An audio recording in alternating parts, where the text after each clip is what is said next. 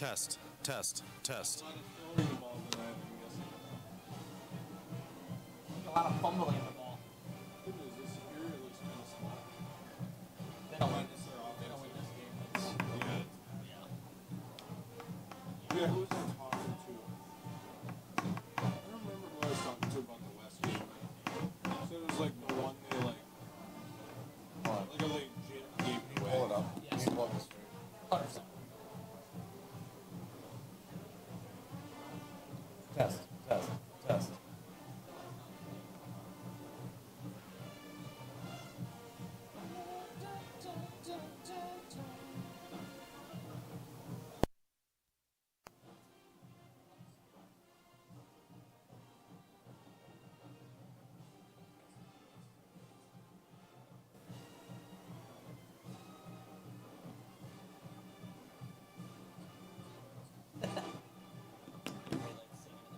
What? You can hear me like singing in the background. Here. Let me test your mic quick. Test, test, test.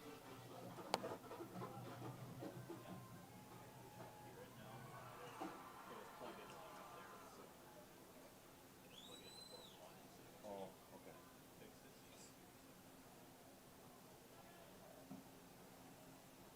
Test, test, test, test. That was that mic that you just heard. I think you're still live somewhere too.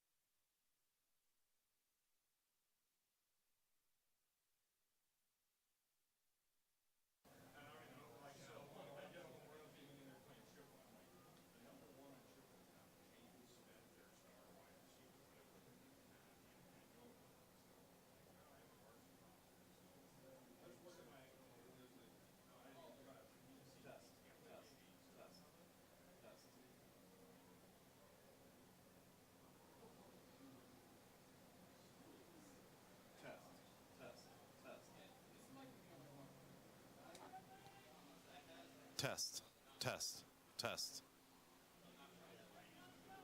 Picking up off the camera.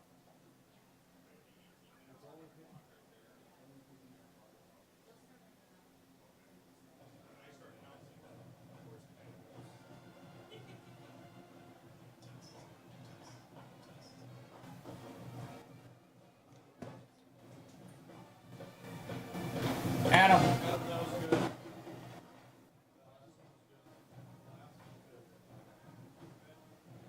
Hey, have him pan towards the scoreboard. Hey, pan towards the scoreboard so we can see the time.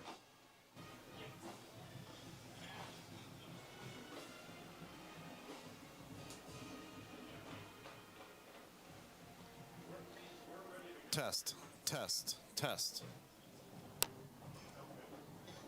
Test, test, test.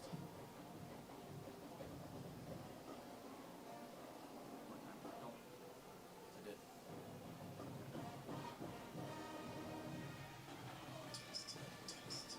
Okay.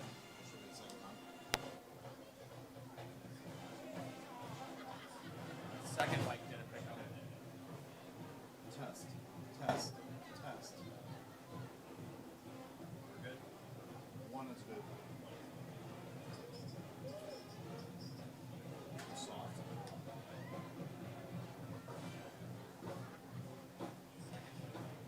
Still on the scoreboard. Is it still picking up after the mic is off? Yes.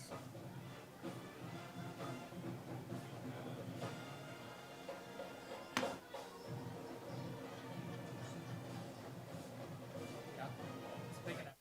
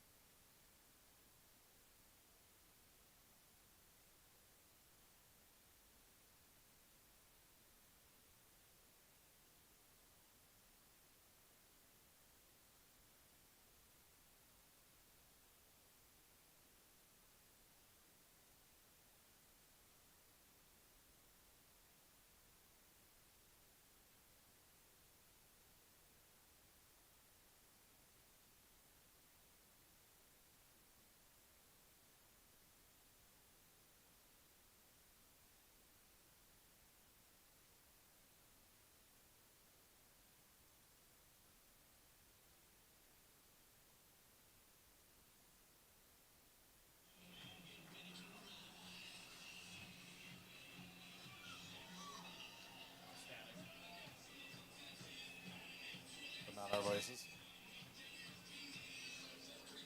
Test, test. Test, test.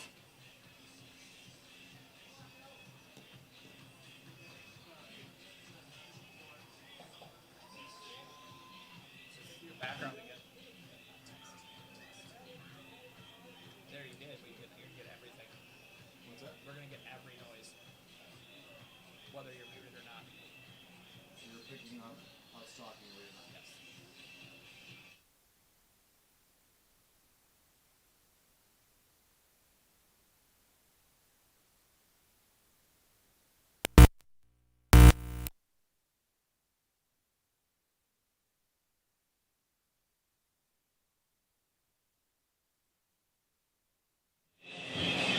Test, test, test.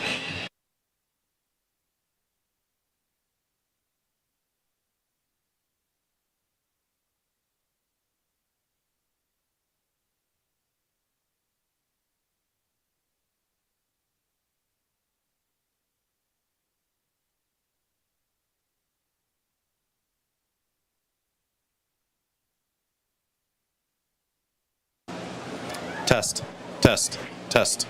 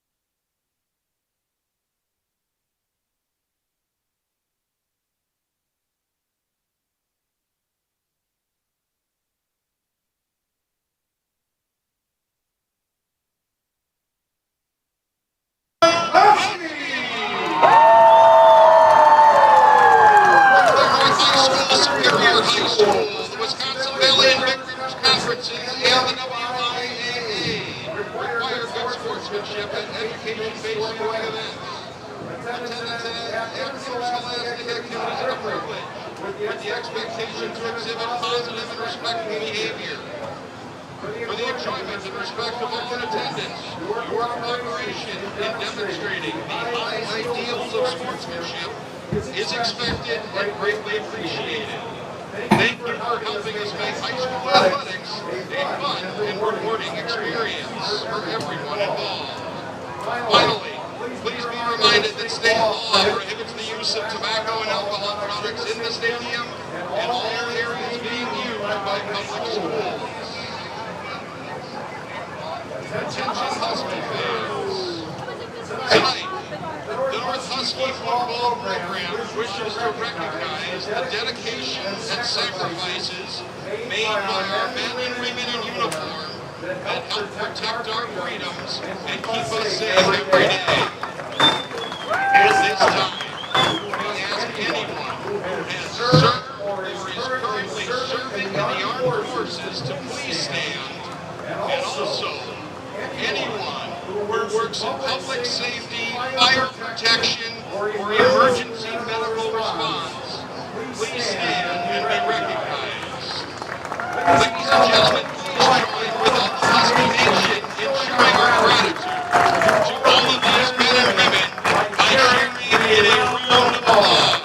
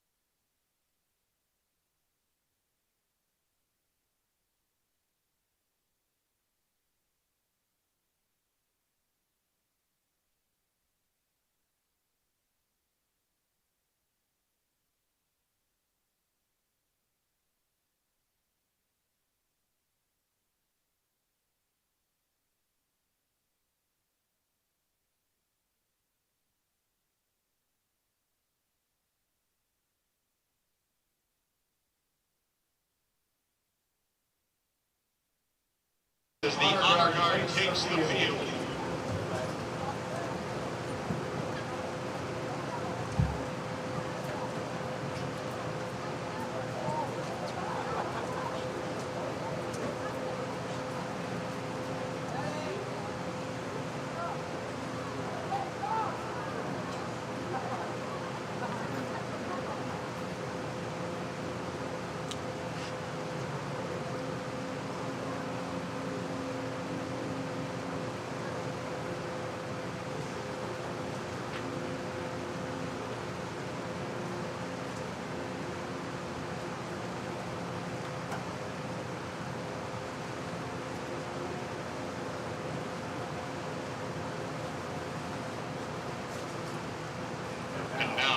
To honor America and those defending our freedoms, we ask you to please stay standing and remove all headwear for the playing of the national anthem by the North High School Pep Band under the direction of Mr. Joe McCausland.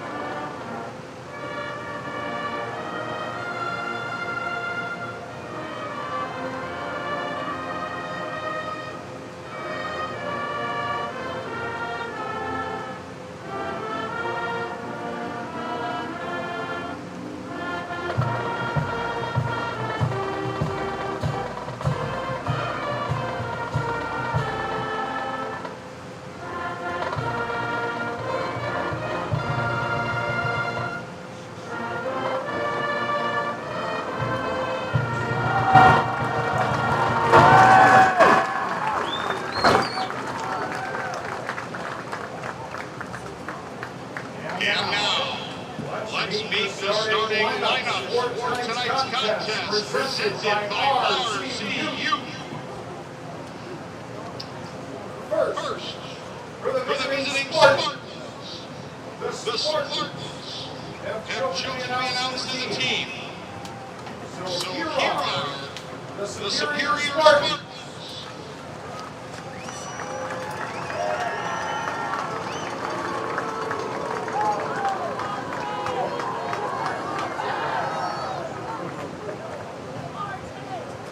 The head coach of the Spartans is Rob Scott. And now the starting lineup for your Huskies.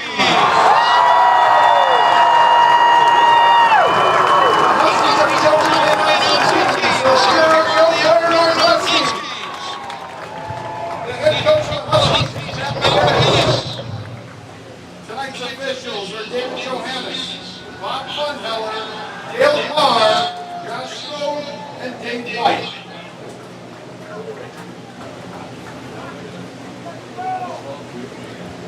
And welcome to Eau Claire North High School. We are back with you on Husky TV for tonight's matchup of the Eau Claire North Huskies taking on the Superior Spartans. I am Jordan Fish, joined in the booth with Adam Sturgis. Coach Sturgis, both these teams, sitting at 0-3 right now. Obviously going to do whatever they can for the win tonight. What are some of the keys for tonight's game? Obviously, weather's going to be a factor here coming into tonight. A little bit of a delay, about a 30-minute delay or so.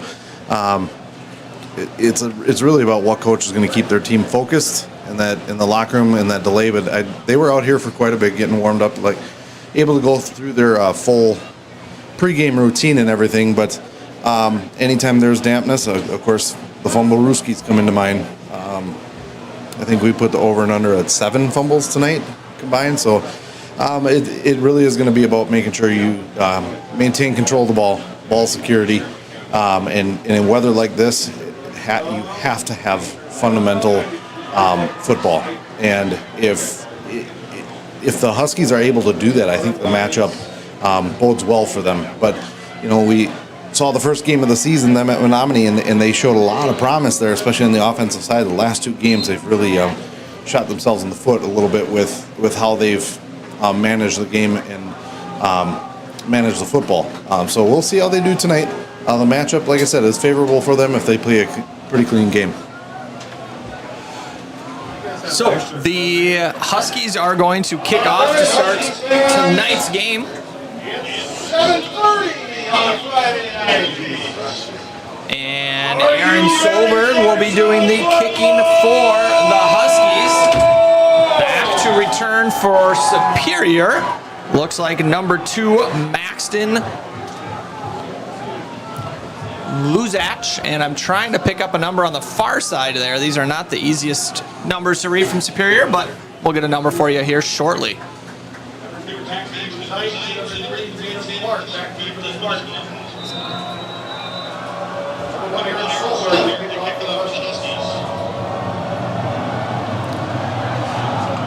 Little pooch kick from Solberg, gonna hit and be picked up by Superior over the 25, and he is going to be taken down at about the 34-yard line, and that is where Superior is going to start. So a little bit of a change in kind of strategy there with Solberg.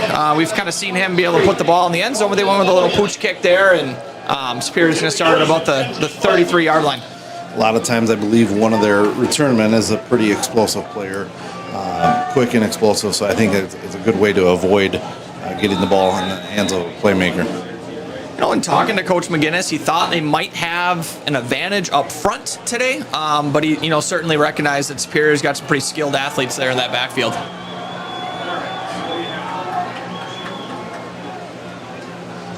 So Superior coming out in a shotgun formation, hand to Liam Flores here over the right side. He's going to be hit and dropped after a pickup of about 6.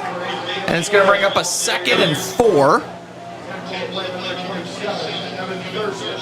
Superior really firing off the ball right off the bat, right on that first play. Really trying to set the tone, control the line. So Carthan Smith in a pistol formation, going to turn and hand the ball here over the middle. And that's Luzak with the carry, dragging a couple defenders. He's going to be up to about the 50. Be 1st and 10 for Superior. And like we see almost every week now in high school football, a lot of tempo here from the Spartans. Snap to Smith, drop to throw. He looks left. He's going to hit his receiver in the flat, and a nice job there. I think it was Thurston again comes up and makes the play. We are seeing that more and more, but you really see that Superior and Eau Claire Memorial. You're really seeing just such a high-paced, fast-paced offense. So 2nd and 8 here. Turn and hand to Luzak, and he's got some room over the left side. He's going to break a couple of tackles, and he's up over the 35 where he's tripped up. And that was actually Tatum Clark there on the carry.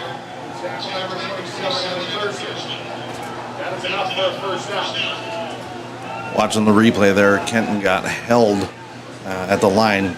Had him in his sights, but just got held right at the corner. Couldn't quite get his arm out. 1st and 10 for the Spartans. Handoff up the middle, and spinning his way is Luzak for a pickup of about 3 on 1st down. He's going to bring up 2nd and 7. The Spartans are putting together a pretty impressive first drive here. They are. They're really firing off the ball. I'm so far in the few plays we've seen, I'm impressed with the offensive line. They definitely came to play. Smith back to throw, looks right over, he's got a man, and it is caught for a touchdown. Liam Flores with the catch. And that is going to put the Spartans up 6-0 as he found Flores there down the seam. Blown coverage. It looked like the Huskies were, some of them were playing a cover 3, and it looked like maybe the corner was kind of just caught in no man's land between a cover 2 and a cover 3. Easy to find a seam right there. Put the safety on an island. Bertignoli on for the extra point. Snap, hold, kick is up, and good. So about 2 minutes into this game, the Spartans come right down the field and take a 7-0 lead on the Huskies. So we're going to step away for a minute here. We'll be back with you here from Eau Claire North.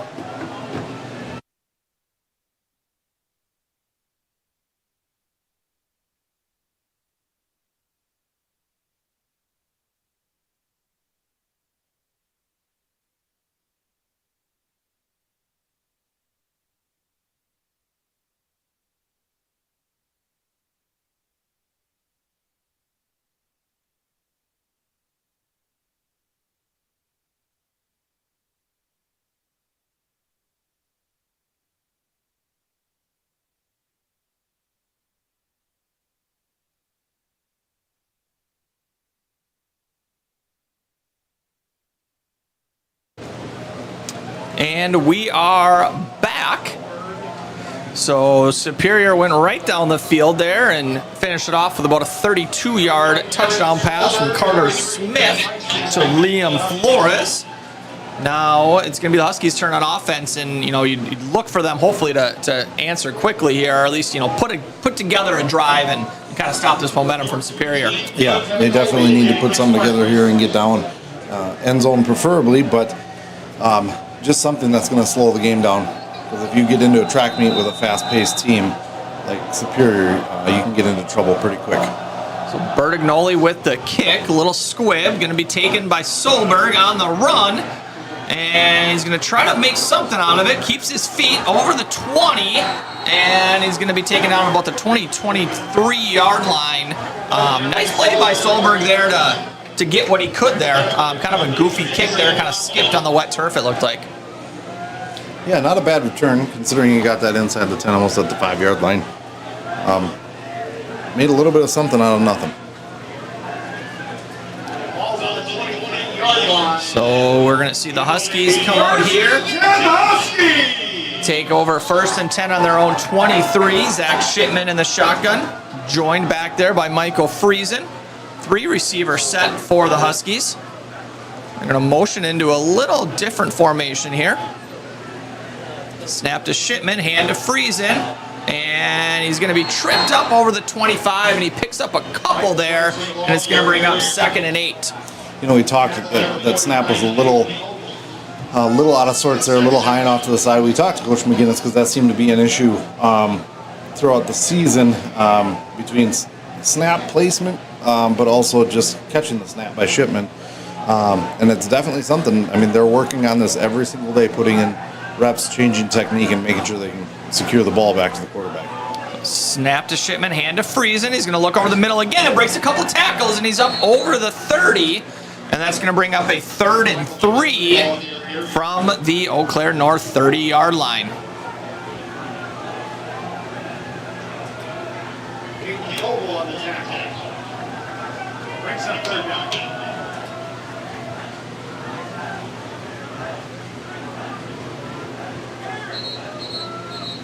And we got an officials timeout, it looks like.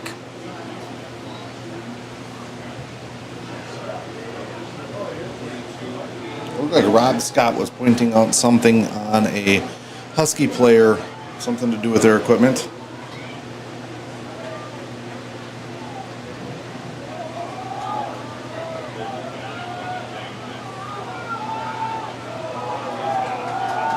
Doesn't seem to be anything that's going to require a substitution or anything like that. So we're back ready to go here. So 3rd and 3 from the 30-yard line. See the Huskies change of formation after that. Sometimes that's a little gamesmanship. Get the game to stop so they can adjust the defense. Snap to Shipman. He's going to look to run over the right side. And it looks like he's got the first down as he's up to the 36. So, a crucial 3rd down conversion there for the Huskies to keep this first drive going. Yeah, good confident run by Shipman there. Making the contact. It is one thing as much as Superior was firing off the ball. It's kind of something, you and I called the game up at Superior a couple of years ago, and it's synonymous tonight of that is they're a little soft when they're trying to tackle. So it's something the Huskies can take advantage of here. Hand off to Friesen. He is met in the backfield, and he is going to be dropped for a loss of 4. And he didn't really have any chance there. He's met by a couple Spartans there in the backfield. No, right as I say, they're soft in tackling. They get getting tackled by 3 guys. A very nice play by Superior there. So 2nd and 14 here in the 32. That's been a struggle for the Huskies so far this year, is just kind of avoiding that pressure in their own backfield before the play can really get off. Here's a snap and a little jet sweep, and the ball is on the ground. And it should be an incomplete pass. It is going to be an incomplete pass. Yep, because he did toss it forward. We'll see on the replay right here. That's why you do that, just in case there is that. Yep. Almost looked like a set in volleyball. Yeah. Just kind of pitched it forward. So like we talked about here with the wet football, that's kind of the first time that we've seen that impact a play so far. And it's going to bring up a 3rd and 14 now. They struggled last week really with the timing of that snap and the jet motion. It's definitely something, especially from the short side of the field like that. Snap to Shipman, back to throw. He's under pressure. He's going to step up and just kind of threw it away there, trying to hit Solberg crossing, and didn't have a whole lot of time, and that's going to bring up a 4th down as the Huskies get ready to punt this one away.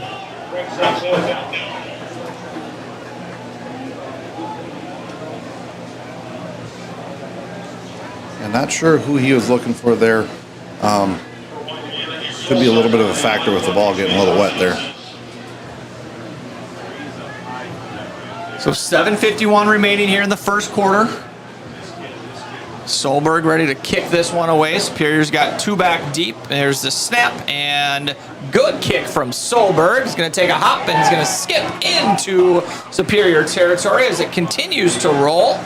And it's going to be down at about the 13-yard line. So nice punt there by Solberg to flip field position. Let's see if the Husky defense can take advantage of that.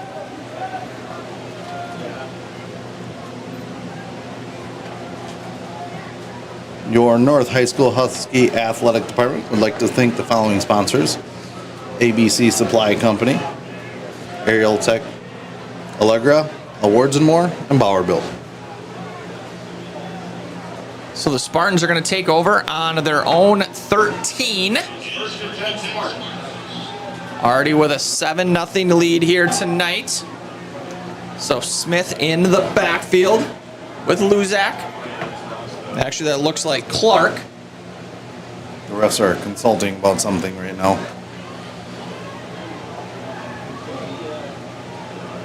And they seem to be ready to go now.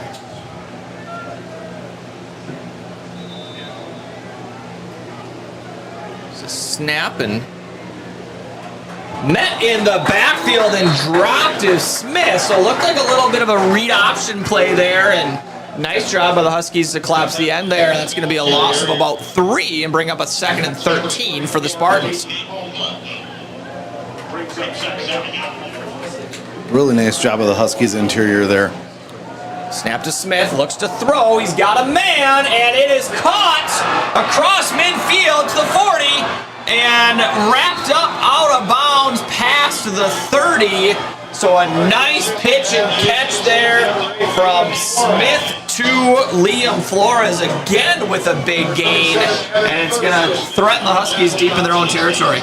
Owen Rupert just got caught with dead feet there. The receiver made a nice juke at the line of scrimmage, and then just Rupert just didn't adjust his feet. So 1st and 10 for the Spartans at the 29.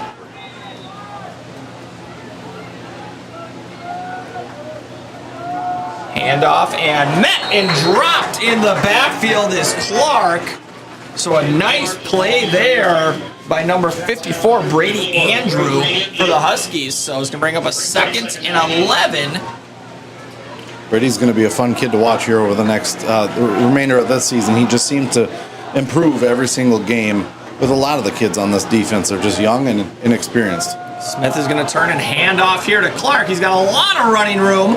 And nice job there in the defensive backfield. Coming up was Dalton Olinger to kind of slow him down there a little bit. He had a lot of space.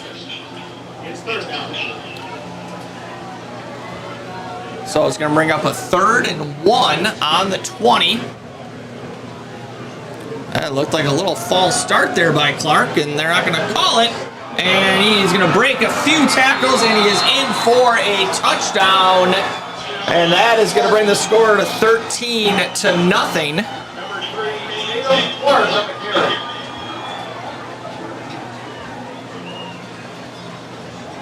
They're just being more physical, attacking more at the line of scrimmage, and the Spartans are playing downhill right now, and you got to give them credit because their offense is firing on all cylinders. They're prepared, ready to go. Snap. Hold kick is up and good, and with 6:02 remaining in the first quarter, that is going to make the score Superior 14, Eau Claire North 0. And we're going to step away for a moment, and we'll be back with you shortly.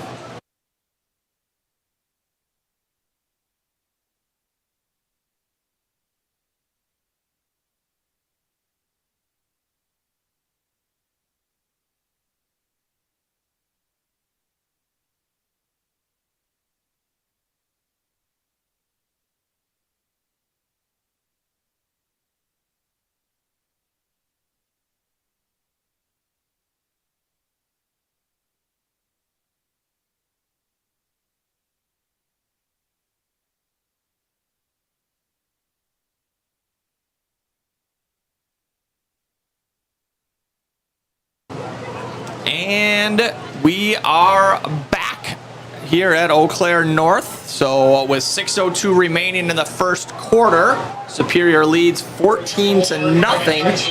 The Huskies had them pinned back in their own territory, had a nice stop on first down, but then that big 70-yard pass, almost 60-yard pass, got them out of their own end zone. Then 2 plays later, they are in the end zone. So Huskies going to need to answer here on offense. Yeah, and even on the touchdown run, they're in position, but again, it's that fundamental football of getting your feet and your hips under your core of your body. So deep kick here, taken by Solberg on the fly, crosses the 10, running to his right. He's got some room on the sideline. If he can get there, he picks up a block. He's got some space across midfield, stays in bounds, and he's still in bounds. And he's going to be marked out at about the 30-yard line. So a nice play there by Aaron Solberg. hopefully spark this Husky offense. And this is going to take over deep inside Superior's territory. It's exactly what they needed right there. That was a really nice job of Aaron Solberg of being patient. They had a right return set up, and he had to come all the way across from the left hash. Just nice and patient. Sometimes you get impatient and put your foot in the ground and just try to stick it and go upfield. But he trusted his speed, and it paid off. Really nice job by the blockers on that play, too. A lot of times you're going to see a block in the back or a hold or a blindside block on those plays, and they didn't there. So Shipman in the shotgun, joined by Friesen. Hand off to Michael. Actually, Shipman keeps it over the middle, and he's going to be tripped up at about the 21. And I think he was maybe one more guy away from breaking that one, but a nice pickup on first down. I'm thinking we're seeing that Shipman has found something there. They're definitely keen on Friesen. They're getting to him early and in the backfield. So 2nd and 2 on the 21 here. 3 receivers set for the Huskies. And we are going to get a timeout from Coach McGinnis here. Must not have liked something that he saw there with the alignment. Timeout is brought to you by Crystal Orthodontics.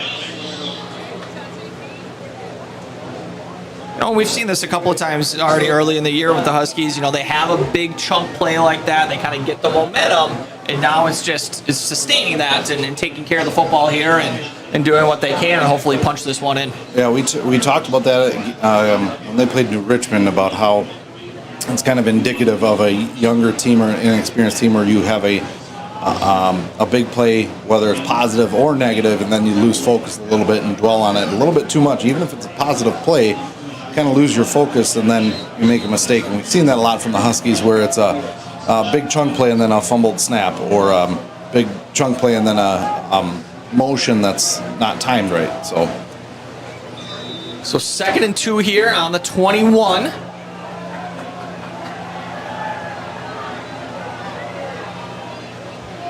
Snap to Shipman. And he's going to read there, and he's going to keep it, and he's going to get to about the 19, which is going to be close to a first down. And they're going to mark him just short, so it's going to be 3rd and inches here. first down. They are going to give him a first down, all right. So 1st and 10 for the Huskies. The ref on the far side had it short, but it was a better spot by the near ref. So 1st and 10 here. Huskies going to try to go on 2 there and change the snap count a little bit. Now a little check with me at the sideline.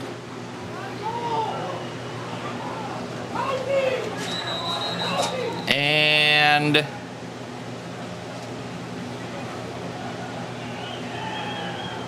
let's see what the stoppage is here. I think Coach McGinnis is asking, you know, they had it marked short, and then they gave the first down. At that point, they need to reset the play clock and give them a chance to kind of get a play in.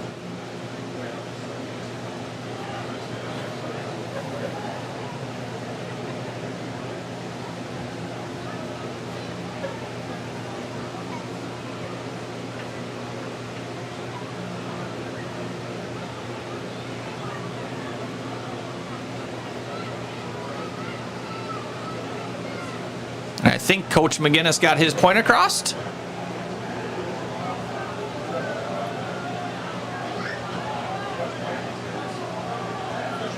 And they are going to reset the play clock, so it's not going to cost the Huskies a timeout.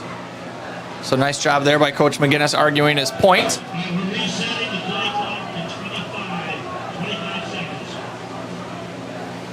And it's going to be a 1st and 10 here with that new play clock.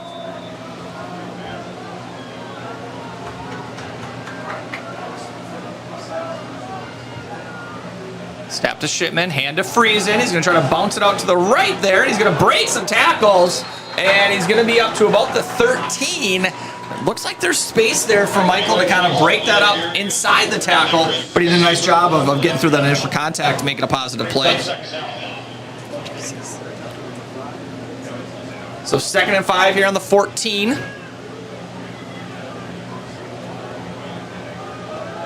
Here's the snap. Shipman over the left side. He's going to stay behind his blockers. And he's going to push the pile over the 10. And there we saw, talking to Coach McGinnis, he said kind of Superior does this a little bit where they all kind of stand up and they're about 3 to 4 yards off the line of scrimmage.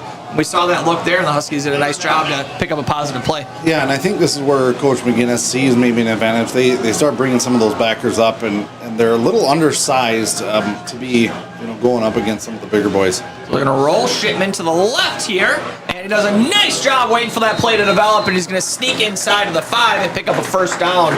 Really nice job there by Zach Shipman being patient and letting that play develop. Yeah, kind of turned nothing into something there. First down! And Kent Mondu did a really nice job there, getting out in front and holding his block, and Zach did a nice job of cutting it off of him. So 1st and goal here from about the 5. Snap to Shipman, hand to Friesen. He's going to push up over the middle, run over a Superior defender for a touchdown! Michael Friesen from 5 yards out, and it's going to put the Huskies on the board. Michael Friesen, ball carrier. Really nice job there by Michael, just getting north and south and putting his shoulder down and running through that Superior defender. Yeah, and that's going to make for, if they can do that here and just kind of establish that at the point of attack and then into the second level, it's going to be a long night for the Spartans. And now it's just a matter of the defense has got to do their part. So nice snap, hold, and kick there by Solberg with the extra point, and the Huskies cut that lead in half. And that is going to, with 3:18 remaining in the first quarter, score is Superior 14, Eau Claire North 7.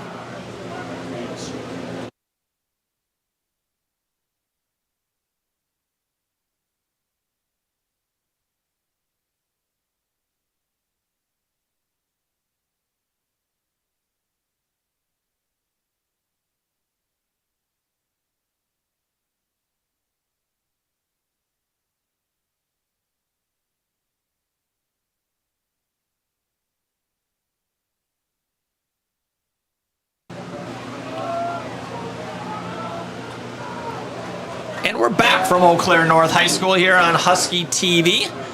So the Huskies do a nice job there of putting a nice drive together off of that big Aaron Solberg kick return to cut that lead in half. So with 3:18 remaining in the first quarter, it is Superior 14, Eau Claire North 7. Our producer just came on in my earbud and told me that we might see a Coach Bernhardt. There might be a Coach Bernhardt sighting tonight. Might be able to get him up in the booth. I know he's a busy guy, so we'll see if he can make that time for us. That would be quite the treat for our viewing audience if that happens. So nice deep kick from Solberg there, taken by Superior, and he's going to be wrapped up at about the 22. And so far tonight, a really nice job by the Huskies special teams units. They've had some struggles so far this year, but so far they've executed well on, during today's game. Yep, and that's the way it should be. It never gets the credit it deserves unless they do a poor job of it. And when you have a clean special teams game, you just don't notice it. And so far, it hasn't been noticeable. So here comes Superior, and different quarterback in right now. Look like Luke Lundgren is going to be taking the snaps here for a minute. He's going to roll to his right. He's going to follow some blockers, and he's going to be taken down just short of the 30 after a pickup of about 7. So something to look at there, if it's just a change or if there was an injury to Smith, but we'll keep an eye on that. So Lundgren in the pistol here, and we got a little movement there from the Spartans. It's going to look like an official timeout. The kicking tee was still on the field. So we had Brett Williams jog out and go get it. He's in street clothes today. Haven't heard an update on his injury. I think the Spartans got a little break there. So 2nd and 3 here on the 29. Snap to Lundgren. A little miscommunication in the backfield, and it is going to cost them as Levante Bean comes through and drops Lundgren for a loss of about 4. And a little change there for the Huskies, seeing Levante play a little linebacker here. Just shot a gap. It looked like it was a run blitz call.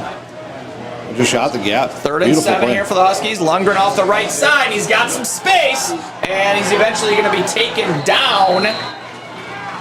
Finally taken down by Owen Rupert, but after a big third down conversion there for the Spartans. Played just like we were talking about before. Make a nice stop in the backfield, and then just kind of relax and let up a little bit. So snap to Lundgren. He's going to look to throw. First receiver's not there. Now he's going to tuck and run, and he's going to break some tackles, and he's still going across midfield, and it's going to be enough for a first down. So Lundgren did a nice job there. His first option wasn't there. Tucked it and ran and picked up a first down for the Spartans.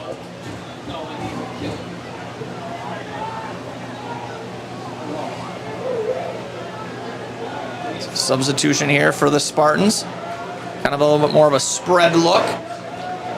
So Lundgren in the backfield with Luzak. He's going to hand it to Luzak here, and he's going to be met in the hole and dropped. A host of Huskies there. Number 40, Tice Gorman there, comes through and makes the tackle. Helped out by Nicholas Loken. So it's going to be 2nd and 10 here from the 46.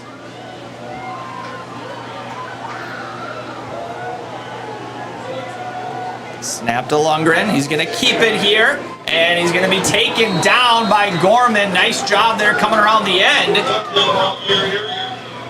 And it's going to bring up another 3rd and long for the Spartans. Let's see if the Huskies can get off the field here.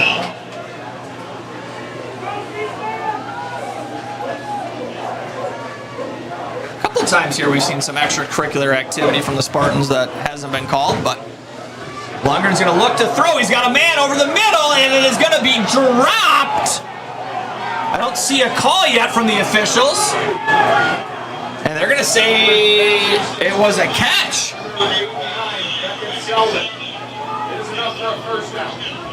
And looking at the replay there, that definitely was not a catch. So the Spartans get a break there. So 1st and 10 at the 30. And they're going to hand off here to the tight end. We see a flag. And Levante Bean's going to make the tackle downfield, but we've got a flag. And I think we finally got a hold here on this left end.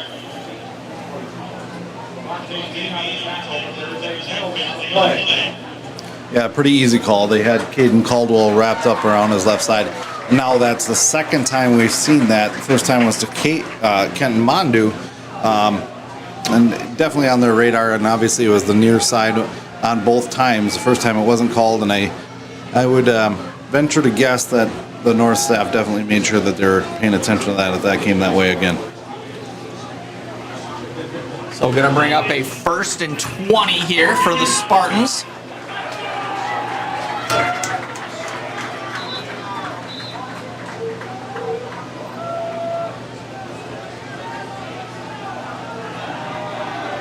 Lundgren in the pistol with Luzak still. And we've got whistles again.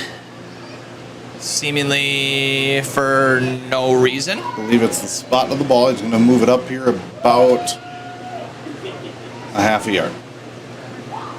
Okay.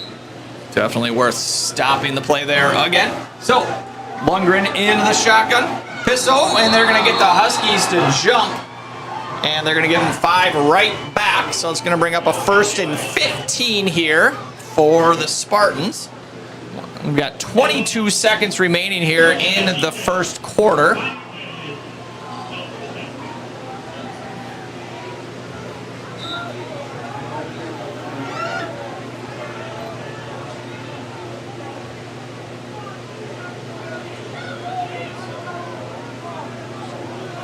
Snap to Lundgren, back to throw, looking over the right side. He's got a man, caught and dropped after a pickup of about 10. So a nice pitch and catch here. Liam Flores on to the catch again, and he is having himself a first quarter. Yeah, just patience by Superior there, just taking what the Huskies give them. And that is going to be it for our first quarter. So, an exciting first quarter of action here from Eau Claire North. And at the end of 1, the score is Superior 14, Eau Claire North 7. We're going to step away for a moment. We'll be back with you shortly.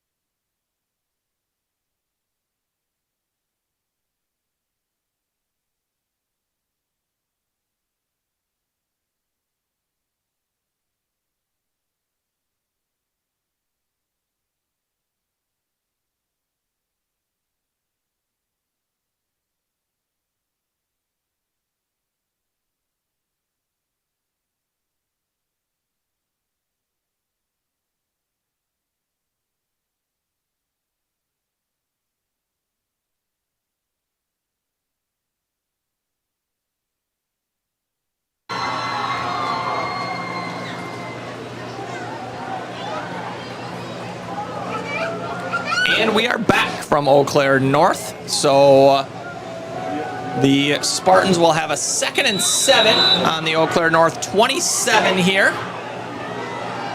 Rain seems to be letting up a little bit, so able to pop out the windows. You guys will catch a little more of the crowd noise now. So Lundgren in the pistol. He's going to turn and hand it to Luzak here, and he's going to be met. And a host of Huskies are going to come and help out. Really nice job there by number 54, Brady Andrew, again with the initial contact. And it's going to bring up a 3rd and long 5 here for the Spartans. Probably 4-down territory here for Superior. Here's the snap. Lundgren's going to roll to his right. Huskies do a nice job of stretching that one out. And a nice play made by number 27, Evan Thurston, coming up off the corner and drops Lundgren for a short loss. And it's going to be 4th and 6 here. This is a huge play, potentially, for the Huskies. Yeah, Brady Andrew on that last play. Excellent job of really just trying to put his foot. He was double teamed on the edge, and they were really trying to collapse him down, and he fought it, which ended up making that, stretching that whole play out and allowing for Thurston to come up and make that play. And the Huskies jump again.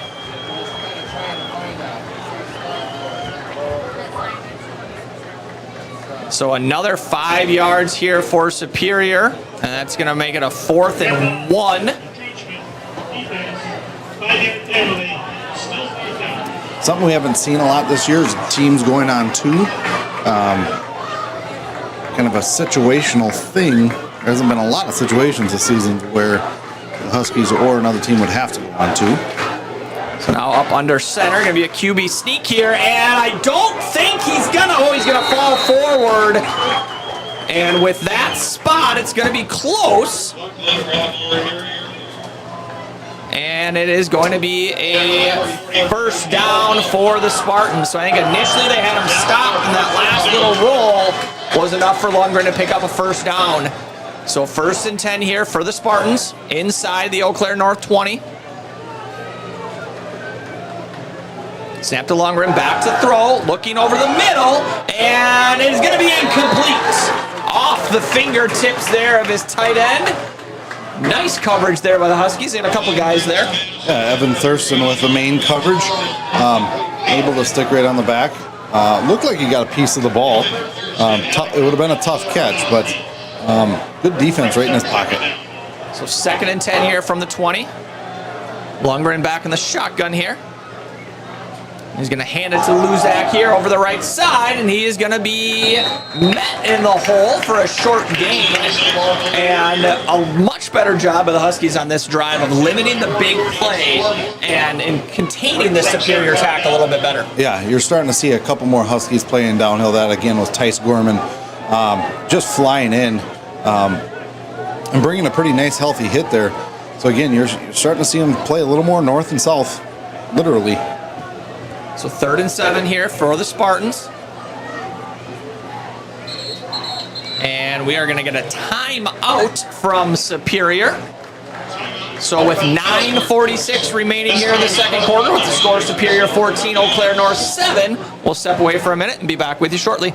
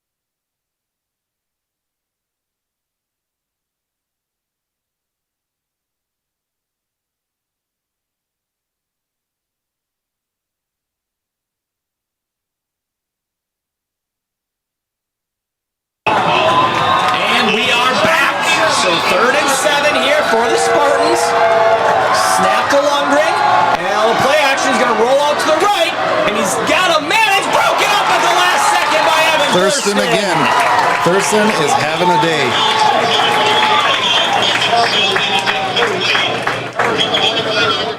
Decision time now for Superior. Looked like Lundgren had a little space there to run, but he decided to try to hit his receiver, and Evan Thurston made a really nice play. So bring up a 4th and 7 for the Spartans. Watch another hard count here. Hear the crowd get into it a little bit here to help the Huskies. It's just taking a long time for this play to come in for the Spartans. So Lundgren in the pistol. Snap to Lundgren, drops back to throw. He's going over the middle of the field, and it is dropped! Tatum Clark was wide open, and he could not come down with it. So the Husky defense holds and comes up with a big stop to get the ball back for that offense. Levante Bean in coverage. Eyes in the backfield a little bit there. His initial step was towards the line of scrimmage. The receiver kind of ran by him. He did a really nice job of closing out and making the best he could of it, but bottom line is it was just a drop ball by the Superior receiver. And Clark came back after the 3rd down play. It was pretty hot that he didn't get the ball. And then he had an opportunity there on 4th down and couldn't make the catch. So the Huskies will take it, and let's see if they can capitalize on it. So Shipman in the shotgun with Friesen. 3 receivers set. Man in motion here for the Huskies, and Shipman's going to keep it. He's got some space. Spin move, dragging a Superior defender, and he's going to be taken down after a pickup of 10 for a 1st down. It's one thing people don't realize with Shipman. I mean, he's a tall, good frame on him, but he is a very powerful kid too. He can put up some numbers in the squat rack, and has been pretty impressive. And he just drugged that guy for about 6 yards. So 1st and 10 from the 27. Hand off to Friesen here. Actually, I think that's a fumble, and Superior is gonna score. Number 89, Beckett Selden just took the ball from Friesen and walked in for a 27-yard touchdown and flipped this game on its head. So Superior with that is going to take a 20-7 lead. Just an unacceptable mistake. Makes contact with 2 defenders and only has 1 hand on the ball. That's a tough mistake to make at a critical time in the game. Snap, hold, kick is up and good. So with that, it's going to make the score 21-7, and that's a tough one for the Huskies there. Get a big 4th down stop and a little momentum there, and nice play by the Superior defender there to rip that ball away and go in for a touchdown. So let's see if the Huskies can respond here and put some points on the board. Yeah, those again are just those mental lapses. You don't see Michael Friesen fumble very much.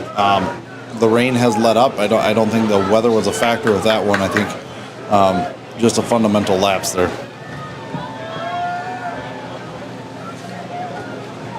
I'd like to take this time to thank a few more Husky Athletic sponsors. B&B Electric, Athletic Wellness, CCF Bank, Christie Heating and Cooling, Eau Claire LASIK, Diamond Fundraising, the Celebration of Life Center, Famous Dave's, GFL, Green Oasis, and Home City Ice. So with 9:03 remaining here, the Superior Spartans lead 21-7. Now something to keep in mind here is that North will receive the kickoff after halftime, so maybe a little 2-for-1 situation here at the end of the first half. They can put something together.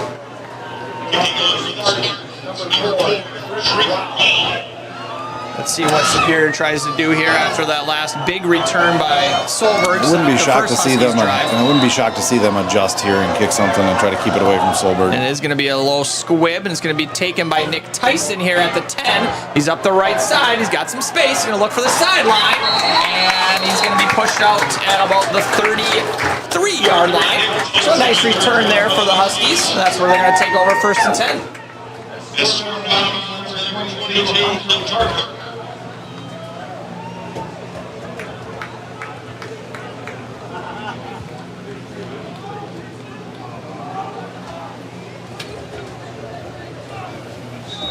We haven't seen the Huskies put the ball up in the air yet a whole lot today. Let's see if maybe they take a shot here to one of these athletic receivers on the outside. But again, the quarterback run game has been effective too. So let's see what Coach McGinnis dials up here for the Huskies. And they look to be likely in a cover 3 here. Snap to Shipman. He's going to a little quarterback draw here.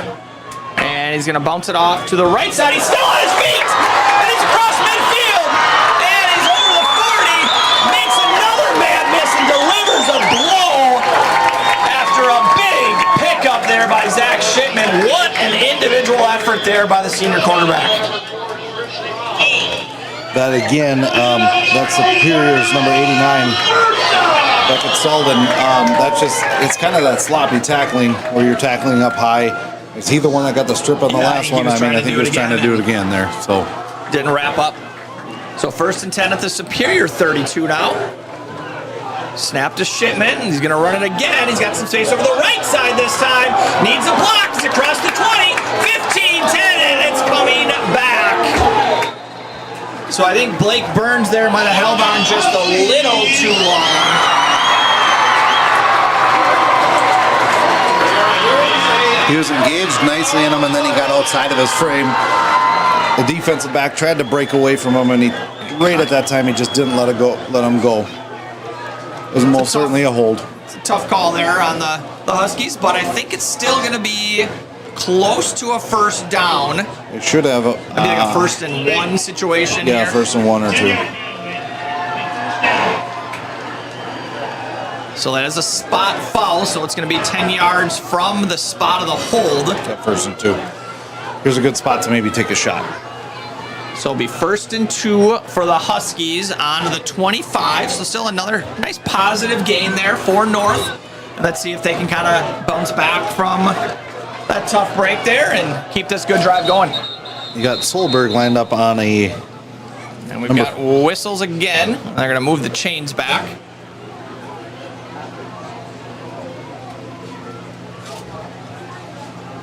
Expect better out of a veteran chain crew like we have here at Eau Claire North. One of the best in the state. They were just voted, but a little mistake there. Coach Carpenter, Coach Parks. You know, it's been a long week. It's our first full 5 days back. Everybody's a little groggy. Can't blame them. So 1st and 2 here from the 25. Solberg lined up on a kid that's listed at 5'6". Definitely a match Snap there. to Shipman, hand to Friesen. He's got some space over the right side, makes a couple guys miss, still on his feet. The 10, 5, and he's powering towards the end zone for a touchdown! Michael Friesen! What a much-needed series of plays there by the Huskies. Just keeping the foot on the gas for that whole thing, never letting up, kept their focus. Came up with some big plays there. Were able to overcome that holding call. Very, very big spot there for the Huskies to come back with some. Really nice bounce back play there by the senior. Gets in for the end zone. He was not going to be denied there on that play. Solberg on for the extra point. Snap is good. Hold is down. Kick is up and good. And with that, it is going to make the score 21-14. So with 8:29 remaining in the first half, Spartans lead 21-14. We're going to step away momentarily and be back with you shortly.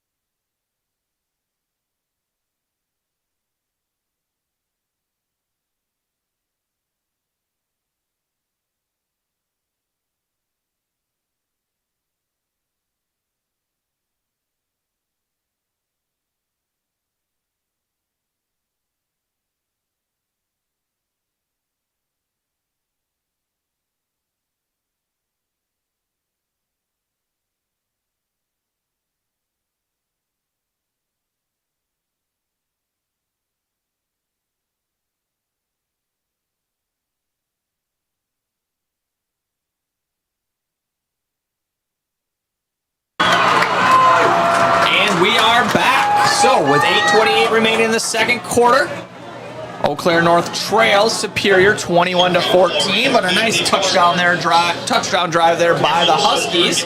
Gets this crowd and this huge student section into it. It's nice to see Gavin Cervantes, number 21 from North on the kickoff team. Suffered a fracture in his hand recently, but has been cleared. See him with a little extra glove on his left hand, but good to see him back out. Here's the kick from Solberg and a deep end over end kick into the end zone for a touchback. So Superior is going to take over on their own 20. And let's see if this Husky defense can build off that last drive.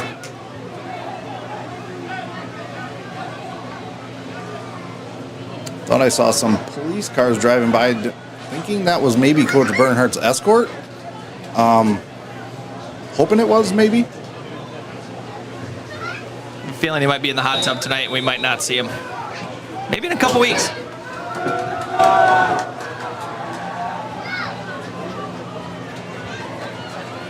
So 1st and 10 here for the Spartans from their own 20. Happen to hand off to the deep back there. Was Luzach, and it looks like Clark is back in the game here. So I don't know if Spears is going with a 2-quarterback system here between Clark and Lundgren. Both have been effective. There's a snap to Clark, hand to Lundgren over the middle, and Luzak's going to bounce that one outside, and he's going to pick up a first down for Superior. Looked like the Huskies had him swallowed up in the backfield, but he's able to break out of that and pick up a nice first down. One thing you're going to see, and you start to see it as they make some late substitutions, just those adjustments up front in the pre-snap reads. They're going to try to get to the end here, and that was certainly looked like a hole on the right side. But Selden was able to get outside. Nice pickup there for the Spartans. Yeah, definitely a similar thing where Caldwell was trying to get out and get an arm around him. It clearly held there. It just so happens that the calls and no calls happen to be on each side of the field where they're wanting them. They're going to run it to Selden again, and he's going to trip up over his own feet there. And going to be stopped for a short loss.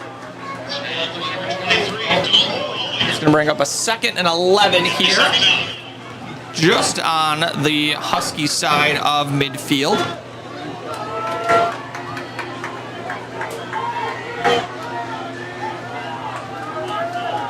So Smith here in the pistol. Snap, he's going to look to throw, and short little pass caught by number 7, Aiden Parks, for a pickup of about 7. And going to bring up a 3rd and 3 or 4 situation here. Huskies are doing a good job of kind of making the pre-spot decision. As soon as the whistle blows, they know who they're going to be subbing in and getting fresh guys in. Snap to Smith, and he's going to hand off here over the right side. And the running back there is going to get a very generous spot. Tatum Clark looked to be a little bit short, but they are going to give him...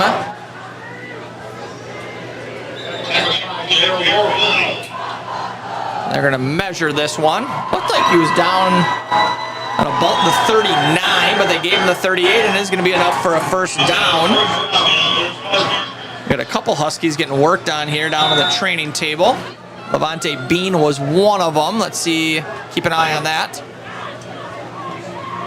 So 1st and 10 here. Smith still in the game at quarterback. He's going to turn to hand the ball to Luzak. And actually, that's Clark. And he's going to keep his footing there, and he's going to be down at about the 30. So a nice effort there by Tatum Clark. And it's going to bring up a 2nd and 2. And the Superior offense is starting to pick up the tempo again.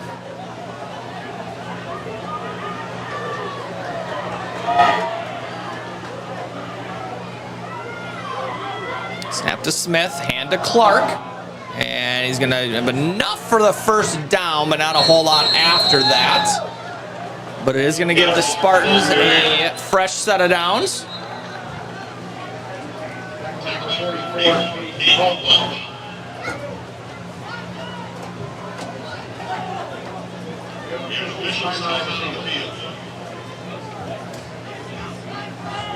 like Dalton Olinger there got a little blood on his arm, so he's coming out. Michael Friesen enters the game at linebacker. Snap to Smith and to Clark, and he's going to be met in the backfield by Nicholas Loken for a nice play there by the Husky linebacker. Nice play, just coming up and filling and just reading it right, seeing the hole, going through it, making the tackle. Nice read there by the senior linebacker. So 2nd and 10 here from the 28. Snap to Smith. He's going to roll out to his right. He's going to look to throw, and he's got his man up just short of the 10. Nice pitch and catch there as they got him out of the pocket. And Liam Flores with another big catch for the Spartans. So the Spartans can pick up a first down here, just inside the 1, but almost a 1st and goal situation. It's one thing you're seeing. I know defense is subbing in and out. You don't see as much subbing on the offense. Both sides of the ball right now, hands on their hips. Snap to Smith. Pretty He's going to look to throw. He's going to look to run. And he's going to be hit, pushed out of bounds just inside the 5, but we do have a flag in the backfield. And it is a hold on the Spartans.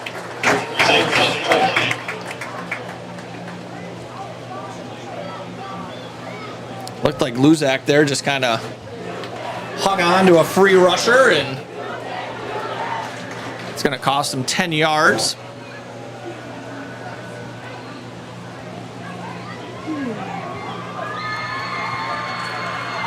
Holding, offense, 10-yard penalty, replay will be. 5:33 left here in the second quarter. Still enough time for the Huskies to get the ball back. Make a nice stand here, get the ball back. And even if you get 3 out of it, that's going to be some positive momentum going into halftime, especially getting the ball starting in the second half. So 1st and 20 here for the Spartans. Snap to Smith. He's going to look to throw over the left side. He's just behind his receiver, Aiden Parks there. And it's going to bring up a 2nd and 20 for the Spartans. It's a tough throw. It's a long throw. Kind of a deep slant across the far side of the field from the opposite hash. So 2nd and 20 here. And snap, and Smith is going to tuck it and try to get upfield. And a nice catch there by defense coordinator Sonny Anderson. The Spear had a guy uncovered, and he got Thurston out there in time to take that look away, and Smith had to pull it and try to run. Nice tackle by Caden Caldwell there. Didn't get much of them, but was able to hang on. So 3rd and 17 here for the Spartans. Snap to Smith. He's going to keep it, and he's going to be hit and dropped at about the 16-yard line. So let's see what Superior tries to do here. It would be about a 33-yard field goal. Not sure what the range is for the Spartan kicker, but it looks like they're going to keep the offense on the field here. Interesting play call there for Superior. Looks like Rob Scott's going to take a timeout here, let the play clock run down, game clock run down as far as possible. Wonder if they're going to just try to get close enough there for a field goal and they weren't able to, or what, but we'll see what Superior does out of this timeout.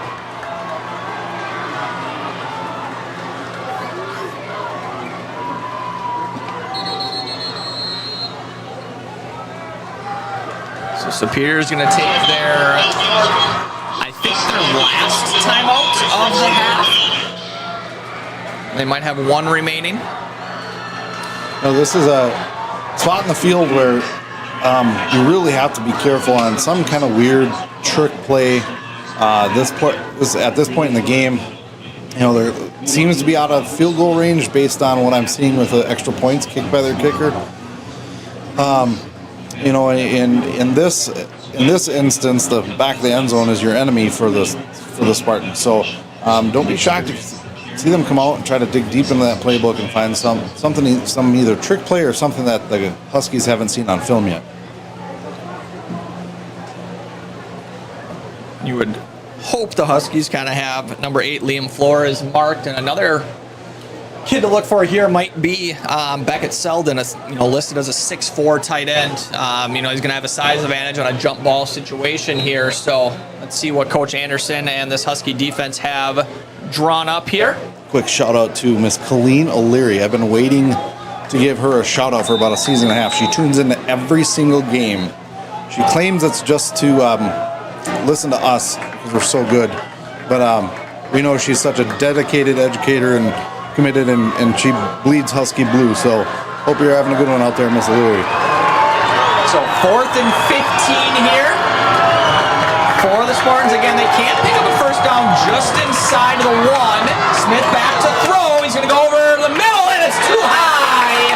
Intended receiver was Flores, and a nice job there, not only by the Husky defensive backfield to have that locked up, but they got a little pressure on Smith to make him uncomfortable in the pocket.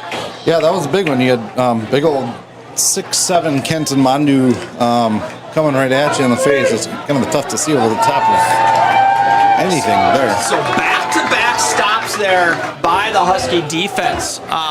So really nice job of them to bend a little bit, but not break, and get this ball back to the Huskies. Yeah. 4:08 remaining in the second quarter. Plenty of time for the Huskies to try to get some points here. Most certainly. And we said the defense needed to hold up their end of the bargain, and they definitely did. So now the offense needs to start their piece. Shipman's going to start with a little quarterback run there, and he kind of slipped initially, but was able to get his footing back and pick up about 7 on first down.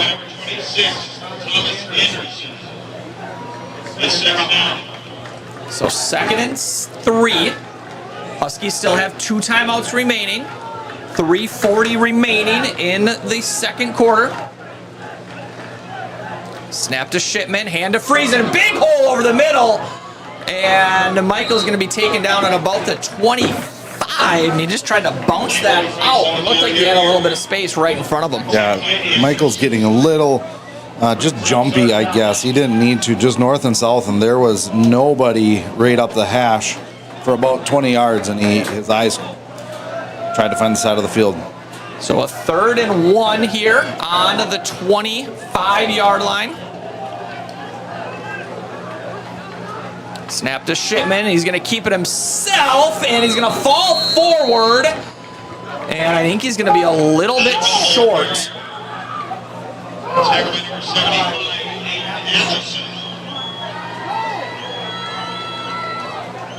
So 4th and about inches here for the Huskies. And Coach McGinnis is going to leave his offense on the field. I think he's going to let the clock run down here a little bit and take a timeout and think about it. As long as we're going to take this timeout, I'd like to give a big special shout out to Coach Shire, who's normally up here in the booth with us doing our stats and being our rules analyst. But he's at home enjoying his birthday with his family. Well deserved. Happy birthday, Coach Shire. Definitely. So 46 years on this earth for Coach Shire. So happy 46th birthday to Mr. Shire. Doesn't look at it. He looks a lot younger. He keeps himself in good shape.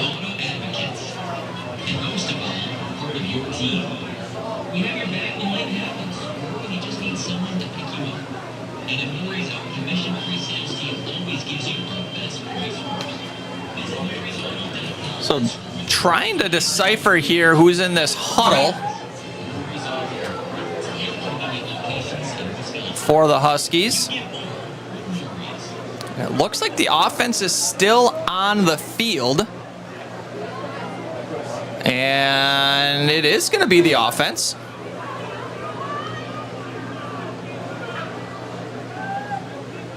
Might try something with a hard snap here, maybe. So 2:18 remaining here. 4th and 1 inches, I should say, on the 25, deep in their own territory. And I think they were just going to try to get Superior to jump there. Let's see if they run a play or not.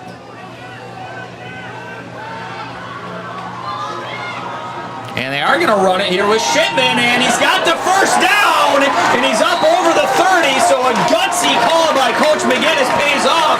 And now the Huskies got to pick up the tempo here as the clock is ticking towards 2 minutes remaining in the second quarter. Gutsy call, but definitely not a difficult call. I mean, just run over the rear end of Kenton Mondu, and that's going to be an easy pickup of 5 or 6 every time. And we've got a Superior player that just went down. Nobody around him, so you're thinking of probably a cramping situation. You hope it's a cramping situation, I should say. And that is going to stop the clock with 2:02 remaining. And the Huskies down to 1 timeout left. Number 6, Luke Lundgren, is the injured Spartan. We've seen him play a little quarterback so far today, so one to keep an eye on here.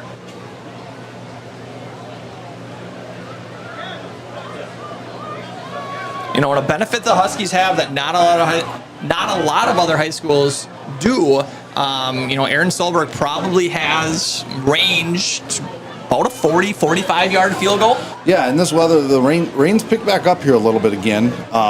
In this weather, you never know. But yeah, we've seen her. I think his career long is 43, I believe it is. But I know he's capable of hitting 50 in practice. So that probably still means another 50 yards or so for the Huskies. Got to get inside of the 30. Here's a throw to Solberg. He's up over the 40, and he's going to dive forward to the 45. The clock is going to stop momentarily here while they spot the ball, and we got a flag after the play. Looks like they're going to get Kenton on unsportsmanlike.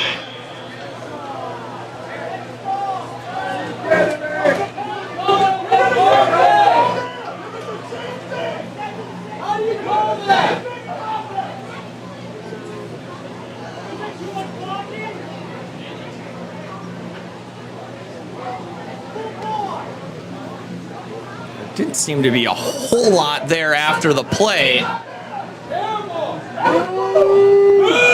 And they are going to get Mondu on a personal foul. So I think they're going to pick up the first down, and I think the 15 yards will be from there, but I think it'll still be a 1st and 10 situation for the Huskies. So it's almost just like they're replaying that down.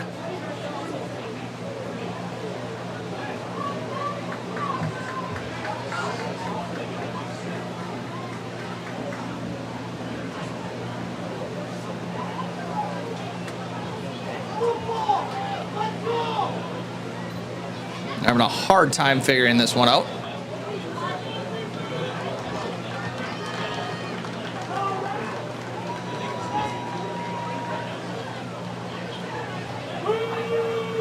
Personal foul, and they start running this on the defense.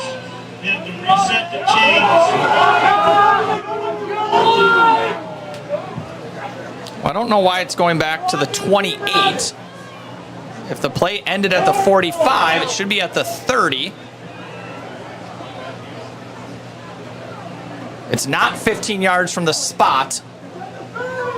That definitely is not the right call here.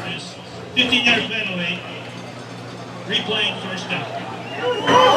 That cannot be. And they're going to mark it as 1st and 25. This is completely mismanaged here by this officiating crew. That's wrong on so many different levels. Beyond the call itself.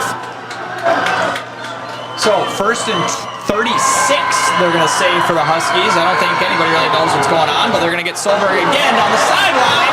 And he's going to stay in bounds up to about the 39. So now it's going to be 2nd and 1. Nope, certainly looks like it should be a 1st down. And it is going to be a 1st down. So the clock is stopped.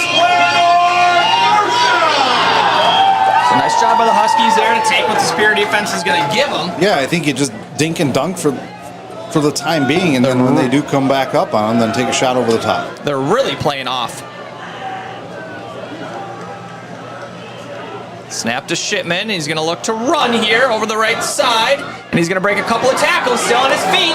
And he jumps through a defender, and he's going to be taken another 1st down at the 47. That was a pretty bad spot. So a minute 40 remaining here as the clock ticks. Second and short here for the Huskies.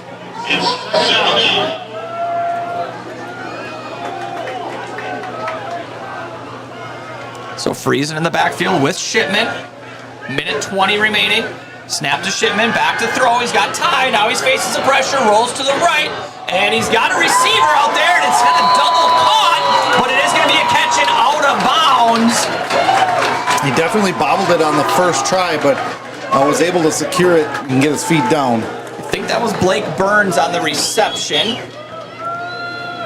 So a nice play there by Shipman to avoid the pressure, find a receiver, and a nice play by Burns to not only make the catch, but also get out of bounds. So a minute 15 here, remaining in the first half.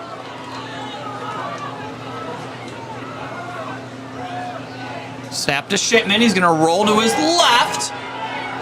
And makes a Superior defender miss, and he's gonna look for Solberg down the sideline, and a nice pitch and catch there to find Aaron Solberg for close to a first down.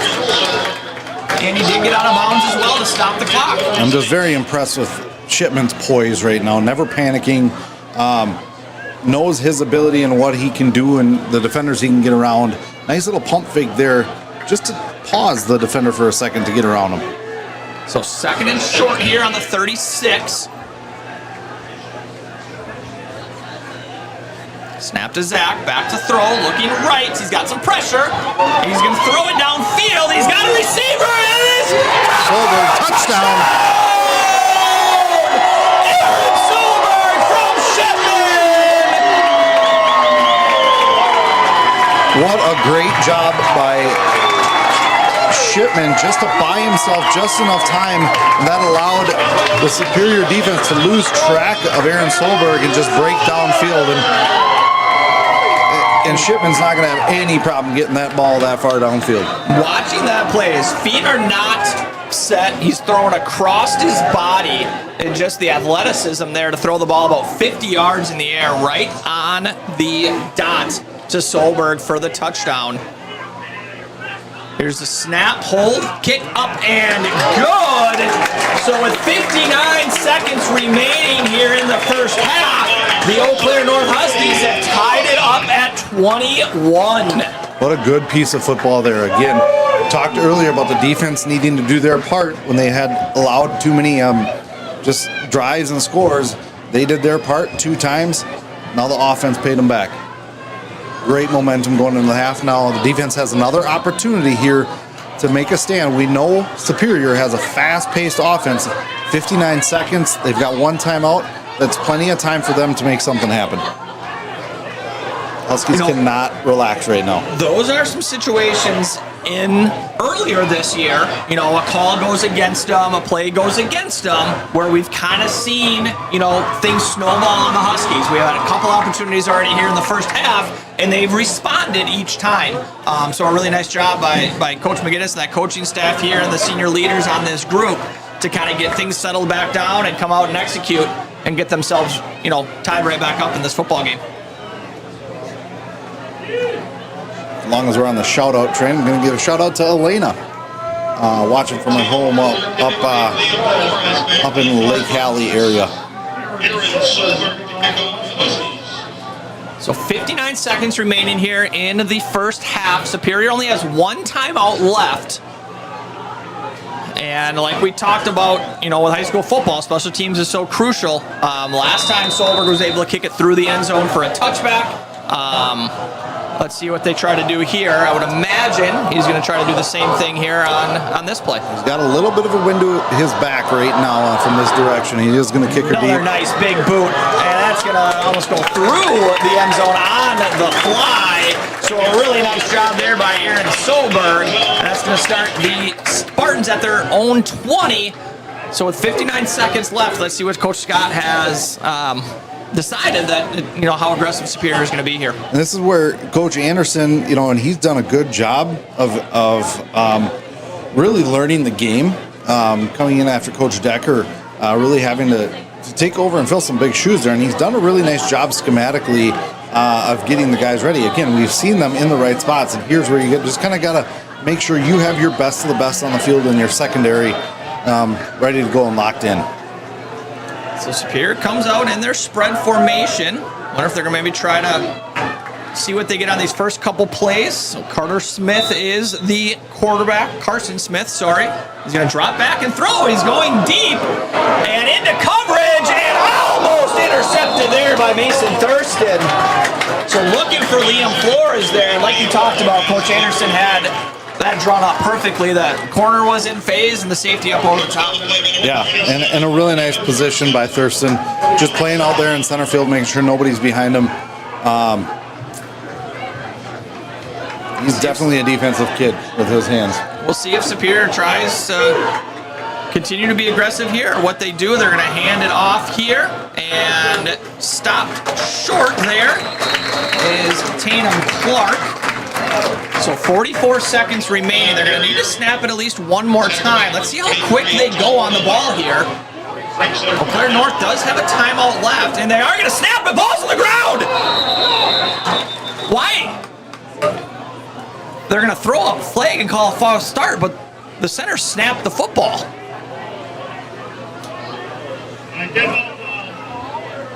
Illegal procedure on the offense.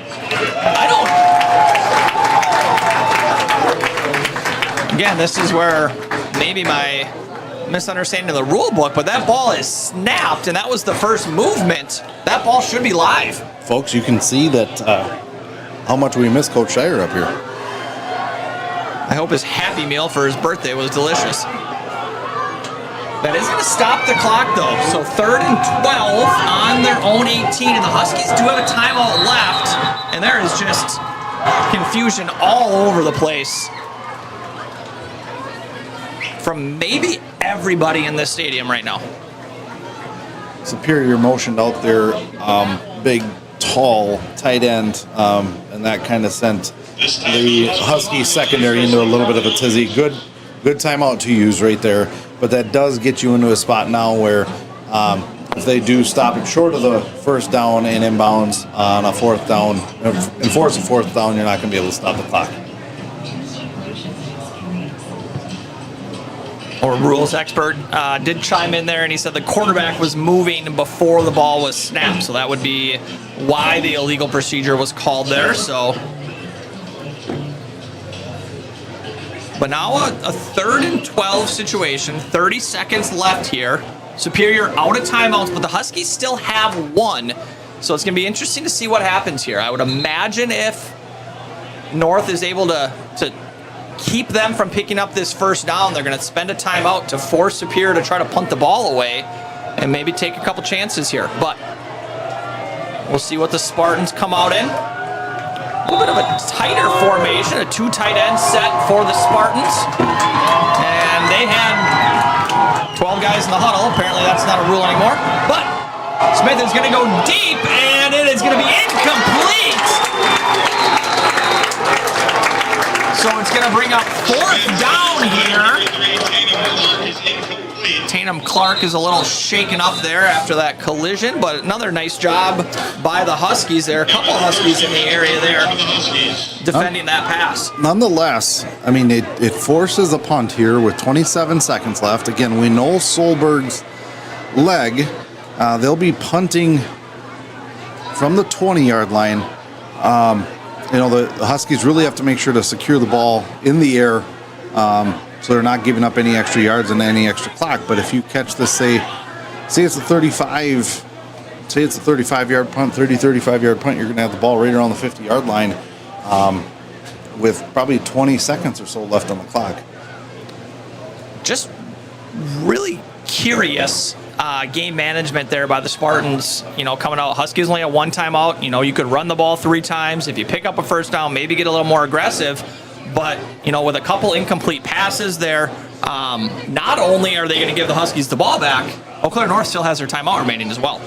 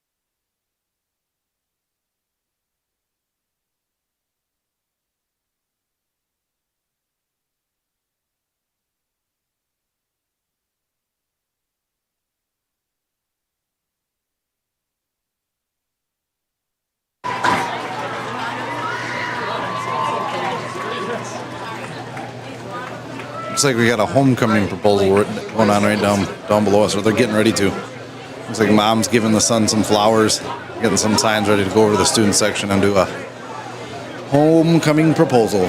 Still don't understand those things, but then again, my homecoming and prom were with hay bales and dirt floors. So 4th and 12 here from the 18, and I was mistaken there earlier. The North did use a timeout earlier. The snap's over his head, and it's going to be picked up. He's going to try to get off, and it's blocked through the end zone for a safety. So the snap went up over Beckett Selden's head. The Huskies blocked the punt for the safety as it went through the end zone. You always will take the points, and I tell you what, in this certain situation, it probably is an unfortunate setting after that got blocked to not fall on that in the end zone. But we'll take it. 20 seconds left. Not sure what the conversation is going on here. That was pretty cut and dry that the punt was blocked through the end zone. But now this is going to set up a free kick situation from Superior from their own 20. And again, North should get pretty decent field position after that. So let's see what they're trying to figure out. At this point in time, the Huskies special teams needs to be corralling the guys. Not only their kick return team, but they need to have their field goal team ready to go in the event that either they get stopped inbounds to maybe have a chance, or even so with the play clock and no timeouts, being able to get their field goal team out and get the kick off in a decent manner. So with the safety, it is going to make the score 23-21. And we are still 20 seconds away from completing the longest first half in high school football history.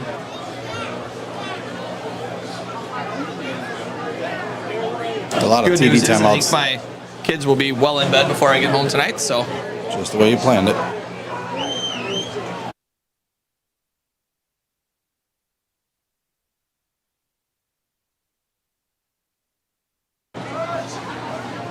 So after the safety, the free kick is going to take place from the 20. Now, typically you see this as a punt, but a lot of times in high school you see it as a kickoff, but it looks like Superior is going to choose to punt this. I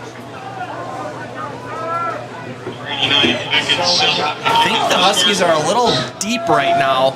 It would have to be a 50-yard punt here for Coach is telling them right away to just call for a fair catch. It'll preserve the clock as well. So Selden here with the kick, and it is a good one, but it's going to be taken by Tyson at the 40. He's up over midfield, makes a couple of guys miss, dragging defenders, and he's going to be tackled at about the 42 with 13 seconds remaining.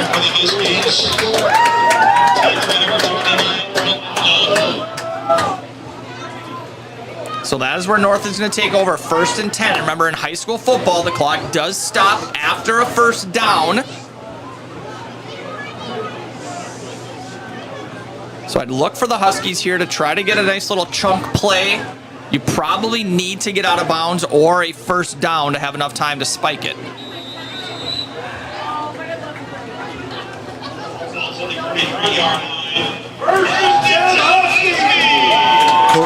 Coach Shire calling for a 91 Miami back from the Josh Fiesel days of North High School football here. So spread look here for the Huskies. Snap to Shipman. He's going to get it out quick to the sideline, and Solberg is up out of bounds. And that play only took 3 seconds, and it's going to get him to about the 33. 34-yard line here. Must have been 13.9 seconds on the clock there.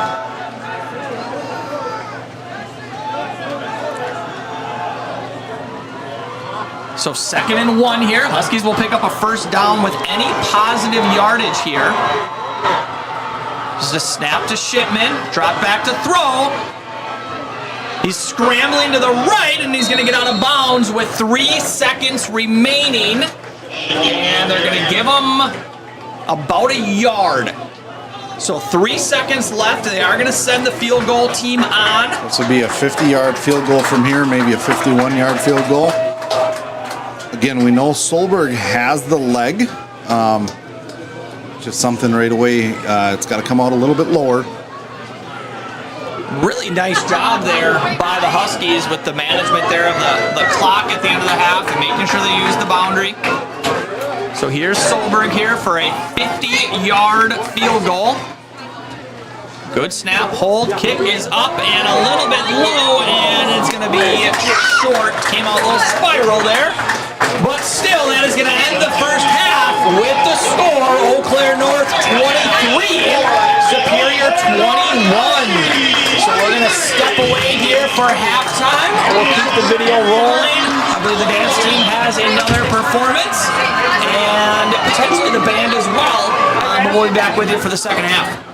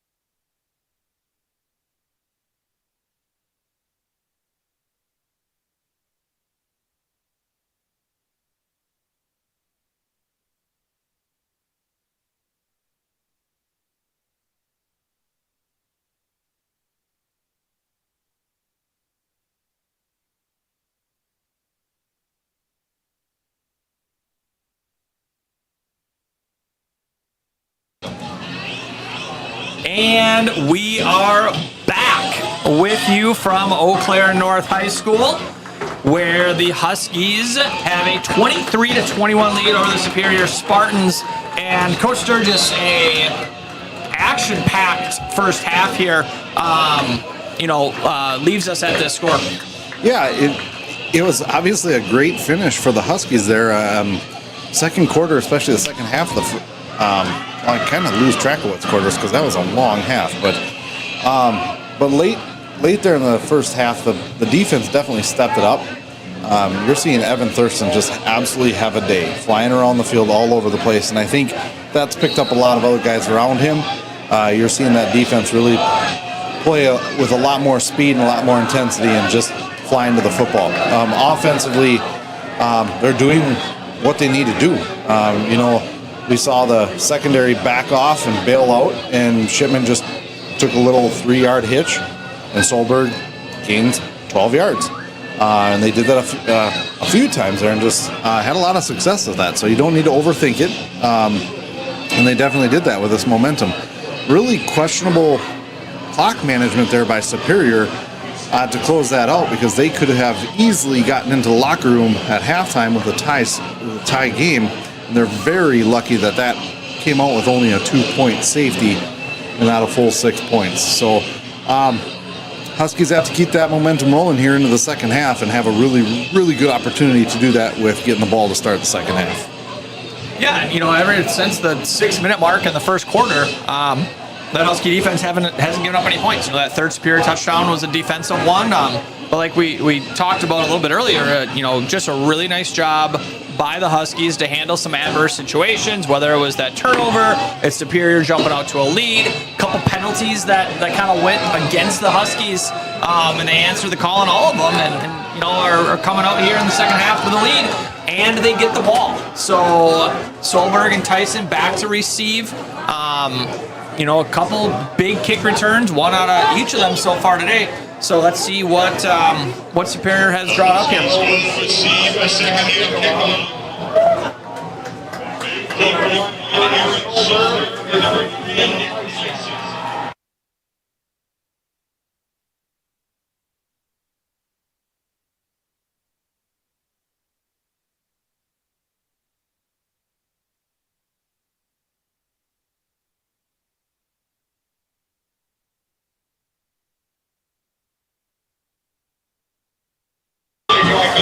Another interesting choice there by Superior. It is a south wind, pretty significant now. They're choosing to have that at their back right here in the third quarter. Usually you'd like to see your team with a wind to your back the final quarter. Short kick there, going to be fielded by Michael Friesen, and he changes directions, and he's over the 40, the 30, 25, 20, one man to beat him, 5, touchdown! What a way to open up the second half. I'll tell you what, Superior just had him dead to rights, 4 guys around him, and could not make a tackle. Friesen kept with it. Great to see a great comeback for him after that horrific fumble in the first half. And going back a couple of weeks ago, Coach Sturgis, we talked about kind of that up line for the Huskies there on the kick return unit. They've got some athletes. That's their starting running back right there.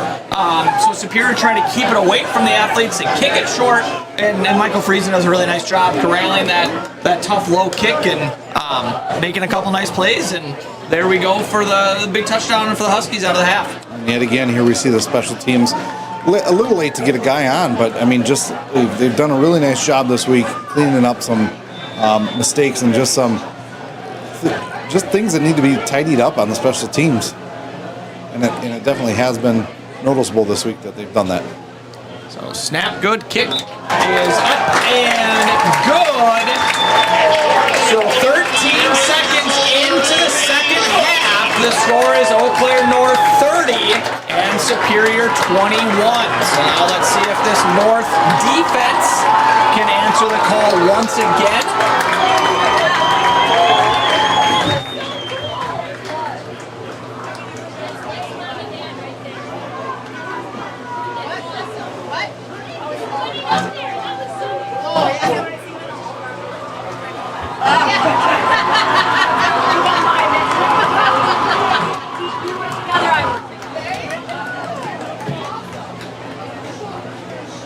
So now we'll get a chance. You know, I really don't mind that the defense can get back on the field here right away for them.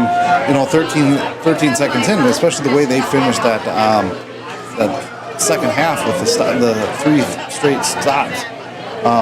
So yeah, this is going to be a really good test for them now to come out, have a chance to just keep this momentum going, fly around the field, have some fun, get another stop here. So Solberg's going to do the kicking here. And like we saw in the first half, you know, Superior came out right away with Carson Smith, the junior at quarterback, led those first 2 touchdown drives. They switched then to Luke Lundgren, who played well, but didn't score, and they kind of went back to Smith and, you know, couldn't quite find their footing there again. So let's see what Superior does from a quarterback standpoint today. So a short kick from Solberg, and it's going to be fielded on a hop. And nice tackle there, again by number 54, Brady Andrew. And it's going to set Superior up to start on their own 24-yard line.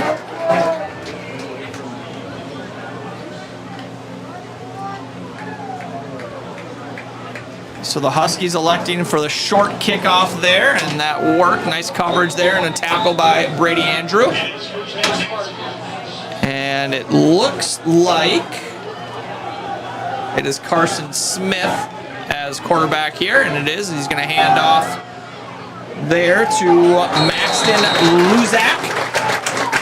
And he's going to be taken down for a short gain. So again, the Husky defense coming out and putting the Spartans in a second and long situation right away.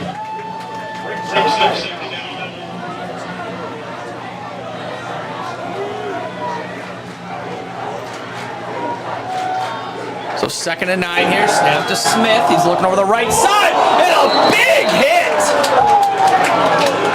Nice catch there by Beckett Selden, and he held on to it. But a big hit there by a Husky safety coming downfield. Owen Rupert there with the big hit, a clean hit, but a nice play there by Beckett Selden to hang on. Spartans are going to try to run the ball up the middle again and pick up about 4. Besides the ball carrier. Tackle number 94, Marcus Minot. I think Rupert's a little shaken up there after that big collision, but he's staying in. So 2nd and 7 here on the 43. Snap to Smith, and to Luzak. He's going to try the right side, and he's going to be pushed out of bounds, and we've got a flag here. I think they're going to get another hold on Superior here.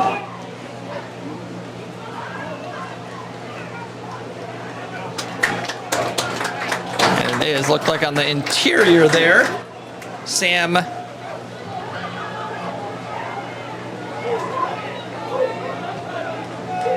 Ebert there had a little penetration, and he was the one that drew the penalty, so that's going to back Superior up into a 2nd and 17 situation.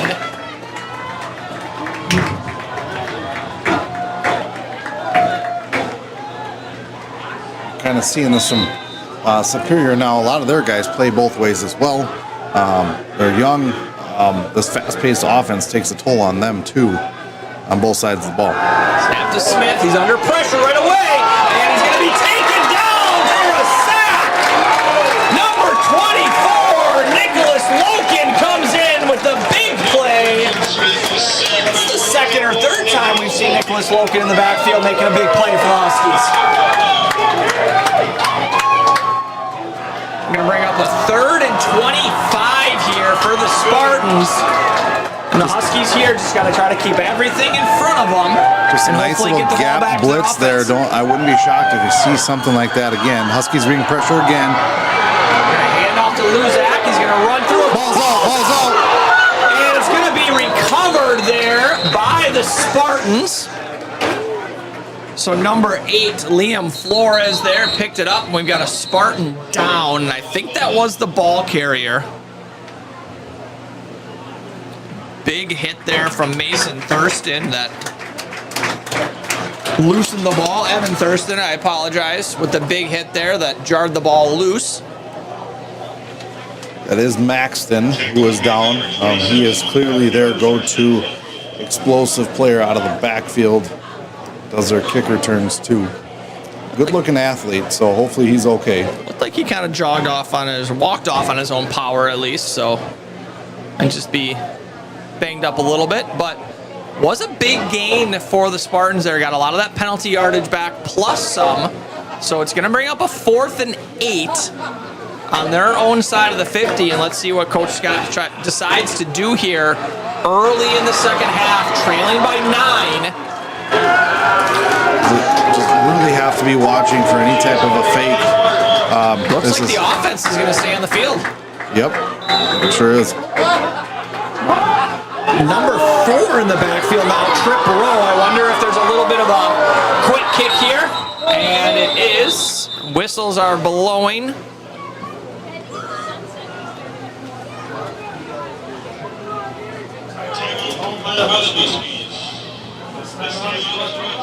The Huskies are going to take a timeout there. I think they were just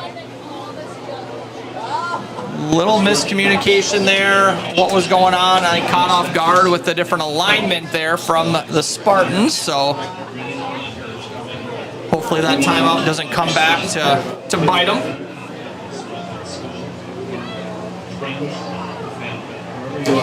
They're kind of in that field position here where you really just need a defensive front set up, preventing any type of fake, any type like that. And then once they come out and you read punt, just have a single guy back there, basically a fair catch.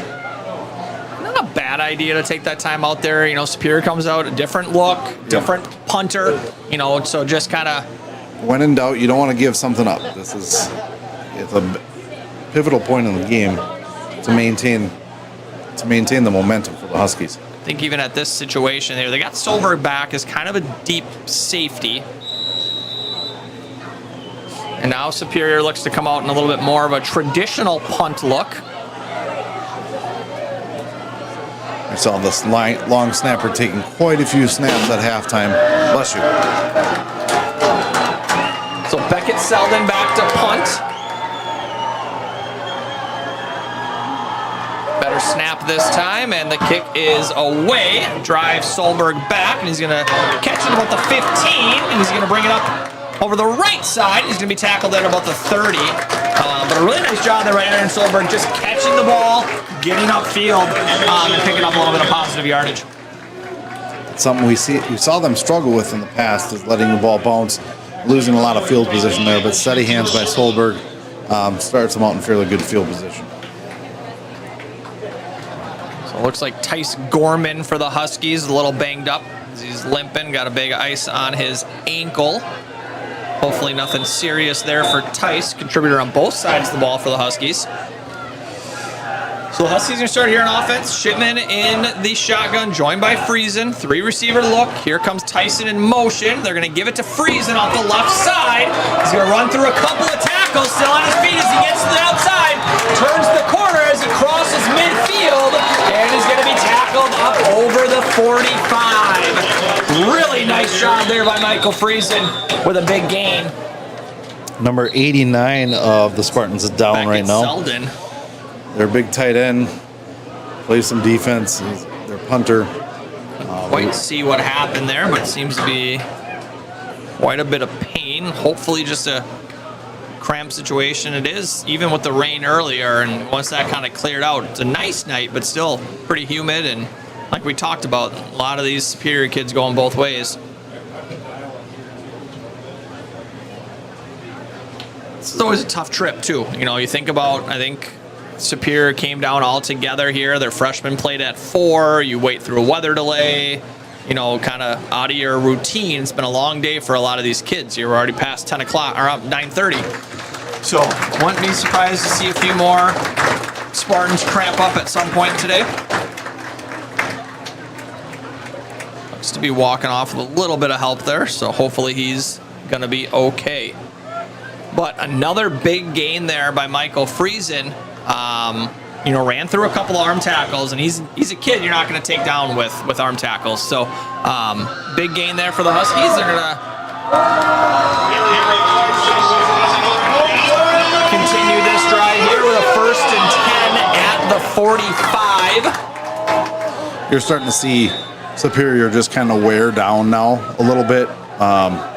We definitely know they're not as deep. Now we see this stand-up defense. Shipman's going to keep it, and that time he's going to be taken down for a short loss.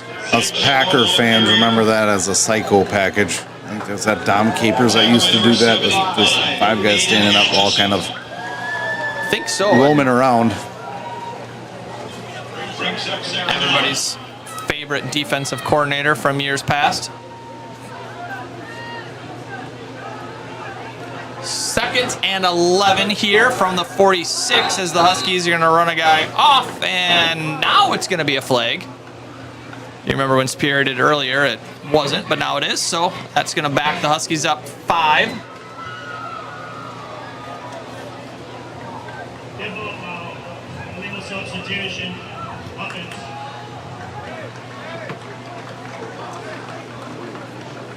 So just a little miscommunication, like we talked about, with a couple of guys banged up here.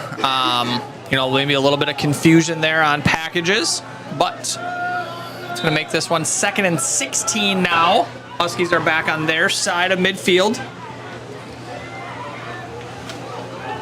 Brody Heinbuch here, single receiver on the short side. Can be a playmaker if he gets the ball in his hands in space. Snap to Shipman. They're going to go out to the left, and the ball just a little bit out in front of Solberg. So we got a flag there, and the Superior sideline celebrating. I wonder if we had another little sportsmanlike call.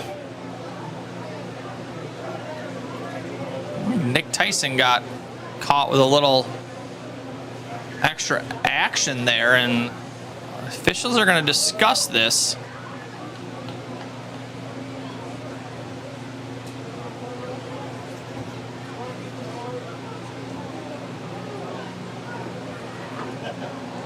This is going to back the Huskies up even further. I think the conversation here is if Tyson threw a punch or not. Kind of swung a hand around.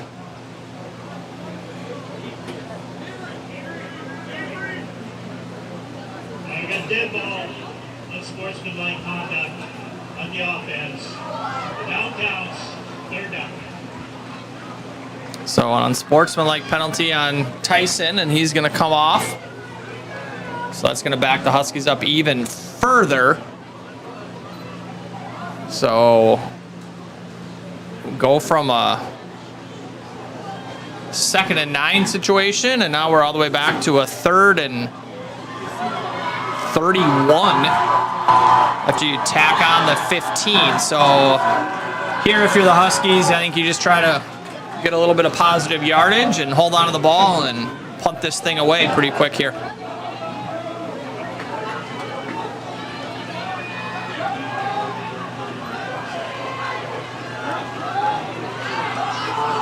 This is not a dig by any means on this officiating crew, just kind of pointing out how it's a very discombobulated game. It's really affected the momentum from both teams.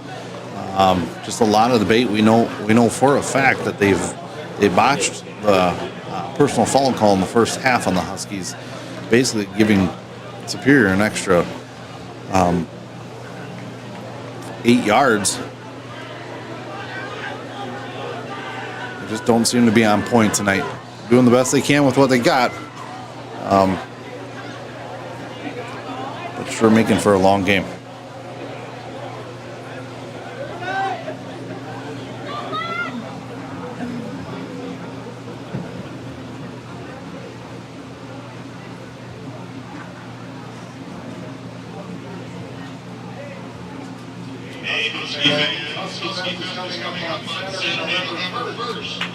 This amazing event brings our community together for supporters and athletes. Husky Fest tickets can be purchased online at huskyfest.com. And we are finally ready to go here. So, 3rd and 32 for the Huskies. Snap to Shipman, and he's going to keep it up the middle here, and he's going to break through a couple of tackles as he's up over the 40. So picked up about 8 there, and it's going to bring up 4th down, and the Huskies are going to punt this football away. I believe for the first time tonight that we're going to see the punting unit. Oh, second time maybe. Yeah, this is their second punt, and first punt was a good, clean punt. This is definitely a unit on the team that has struggled this season, so this will be a critical point. It seems like North still has the momentum, and now Superior confused, and they have to blow one of their timeouts. That one might come back to hurt Superior. You're never going to want to burn a second half timeout on special teams there when you're trailing, but we'll wait and see. So we're going to step away for a second, and we'll be back with you momentarily.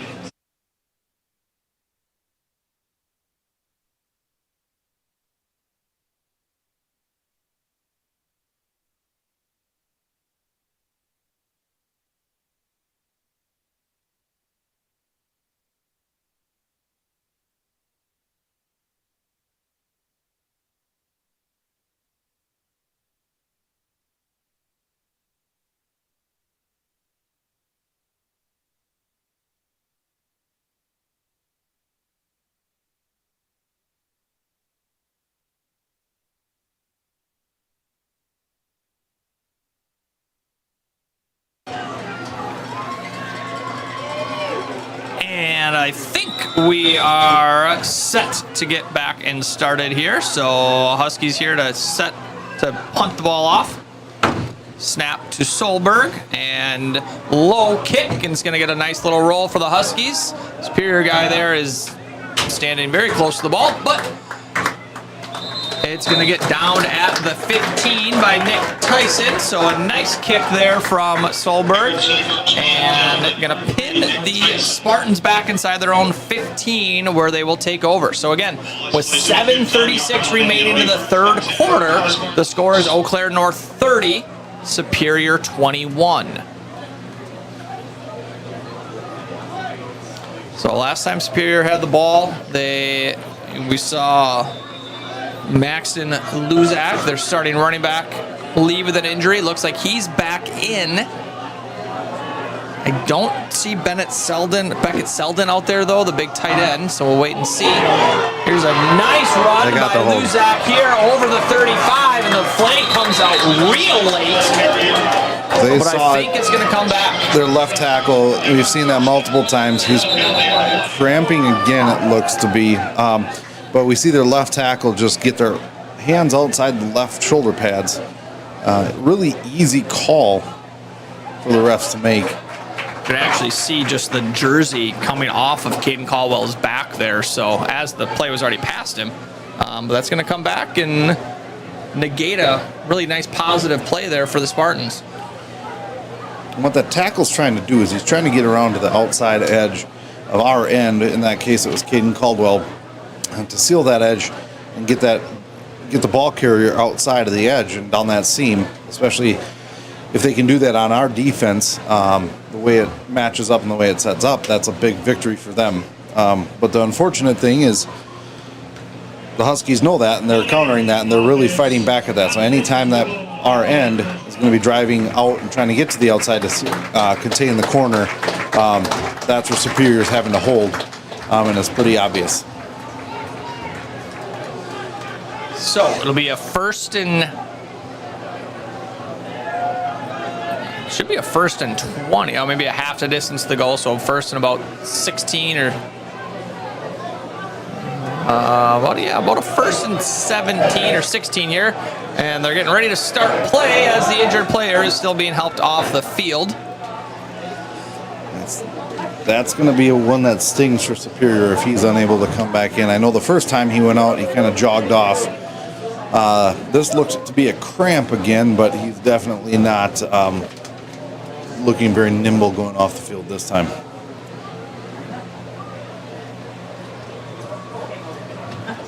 And as he makes his way off the field, I think we are ready to go here. So Carson Smith in the shotgun here. Take the snap, and he's gonna keep it up the middle, and he's got some space, and makes one guy miss. and eventually is going to be tripped up by 21 there. Gavin Cervantes made a nice play there in the open field to slow down Smith. New running back in the game for the Spartans. Looks like Thomas Anderson. And he's going to get the ball there, and he's going to make a couple of guys miss. He's going to look for the corner, and he's going to be taken down at about the 50. So a nice run there by Thomas Anderson. Another sophomore for this Spartan squad, and they've got some young, exciting players on this offense. Yeah, they're definitely showing. There's a lot of second-string guys in here. Huskies didn't get off the field in time. They did not, and Superior is going to pick up about 5, and I think they'll probably end up taking the penalty here and bring up a 1st and 5 situation.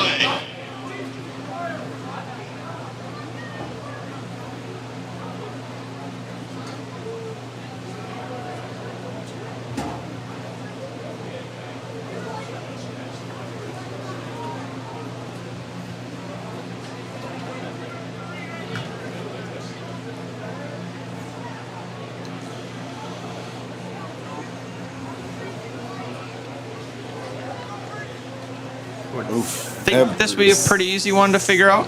Every single flag takes about 2.5 minutes to figure out.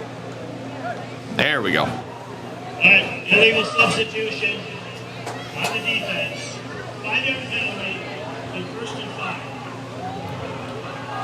5. So 1st and 5 here for the Spartans. There's a snap and a handoff, and we're going to get another flag here, as Thomas Anderson was wrapped up there for short gain. I think we've got another hold here.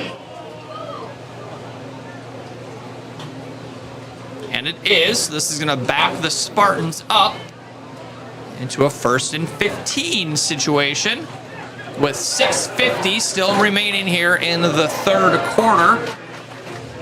Holding for the offense, 10-yard penalty. Replay 1st down, 1st and 15.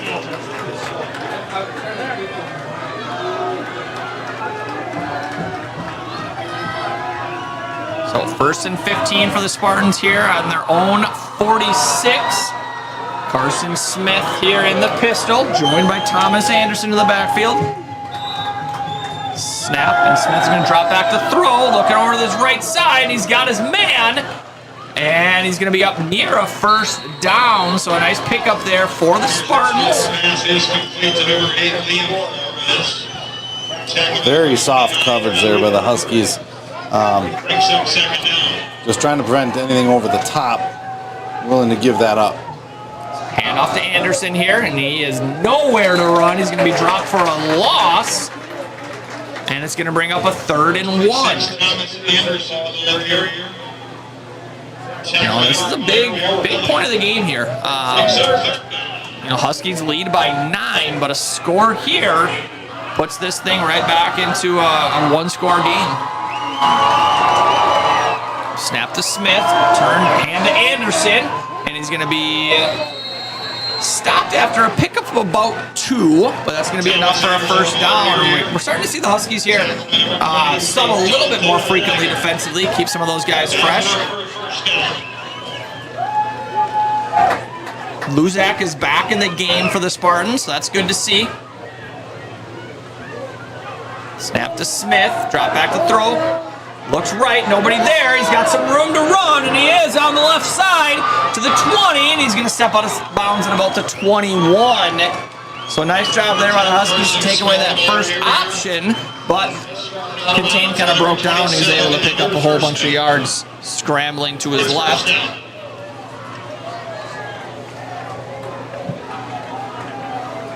So 1st and 10 at the 25. 5.5 minutes remain in the 3rd quarter. Huskies lead 30-21. Here's the snap, handoff, and wrapped up after a gain of about 4 was Maxton Luzak there. Huskies just seem to be playing a little bit on their heels here. It's a nice point where they're going to need to just kind of step up. It'd be a big stop if they can keep points off the board at this juncture. Luzak over the right side now, and he's going to be taken down after a short gain, and we've got another flag here. There is a penalty on the play. And just right at the point of contact there. Again, Sam Ebert kind of broke through and got taken down. Another flag means I have enough time to run down and grab some popcorn, maybe.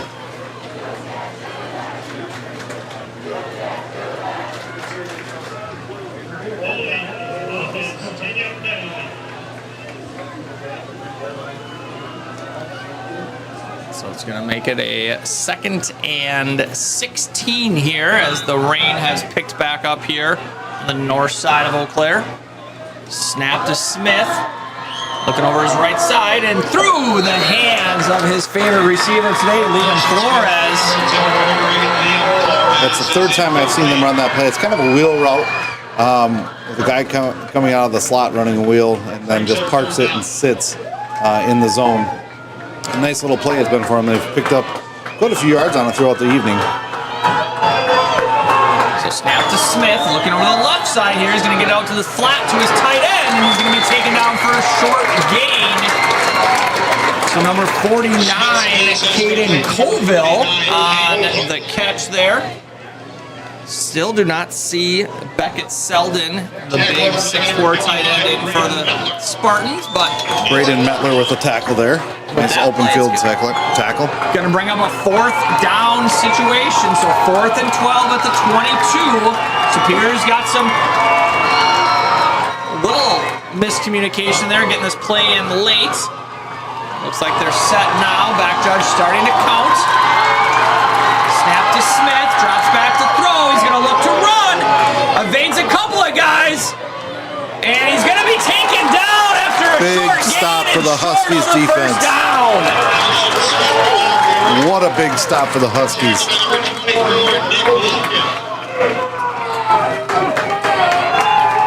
Just a good thing to see. Offense kind of sputtered there, lost some yardage, had to punt it away. Defense gave up some yards, but they held it together. Made the plays when they had to. Really nice job there. Took away the first option, and then the contain was there. And a bunch of black shirts running to the football.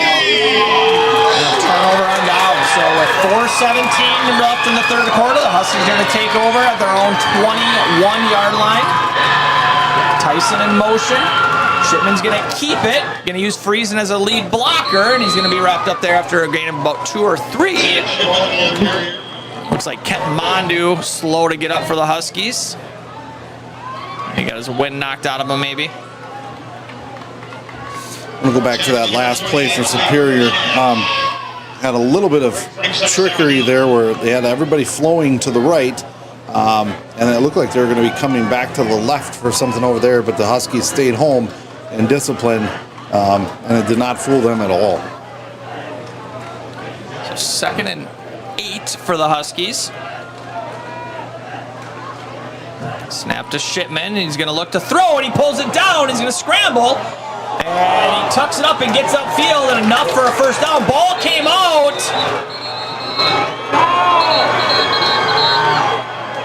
The initial signal is that it's Superior football, and it is. And that ball did get punched out as he was going to the ground. I think Shipman's arguing that he maybe was down, but it did look like the ball got punched out from behind as he was falling forward. Just basic ball security there. He did only have one hand on the ball. Kind of holding it out like a loaf of bread.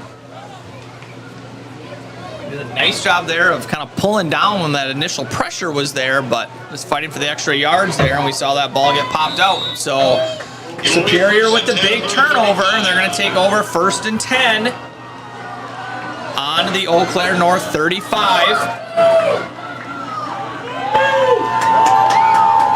Snap, handoff to Luzak, and he's going to be met by a host of Huskies there.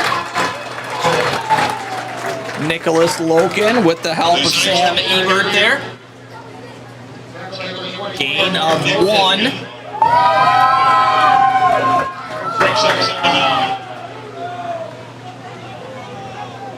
Snap to Smith, looking to his left. And through the arms of his intended receiver, Aiden Parks. And it's going to bring up a 3rd and 9.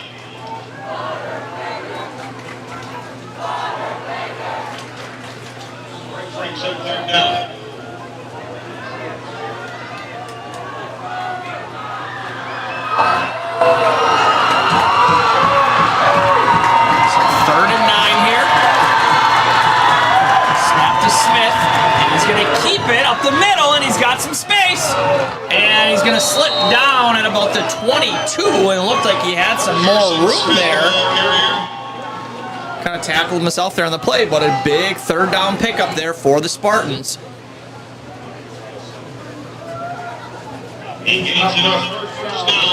So we are under 3 minutes to go here in the 3rd quarter. Snap to Smith, hand to Luzak, and he's going to be wrapped up and dropped for no gain on the play. You look at Superior here between Luzak and number 10, Smith, the quarterback, the junior quarterback. He definitely has some athleticism that if he just can build some confidence and gain this experience from this season, he could come back next year and be a really good-looking backfield between him and Luzak. Nicholas Loken again on the tackle there for the Huskies. That's probably tackle 10 or 12 for him already today. So Smith looks to throw. Now he's going to look to run. And a number of Huskies are there.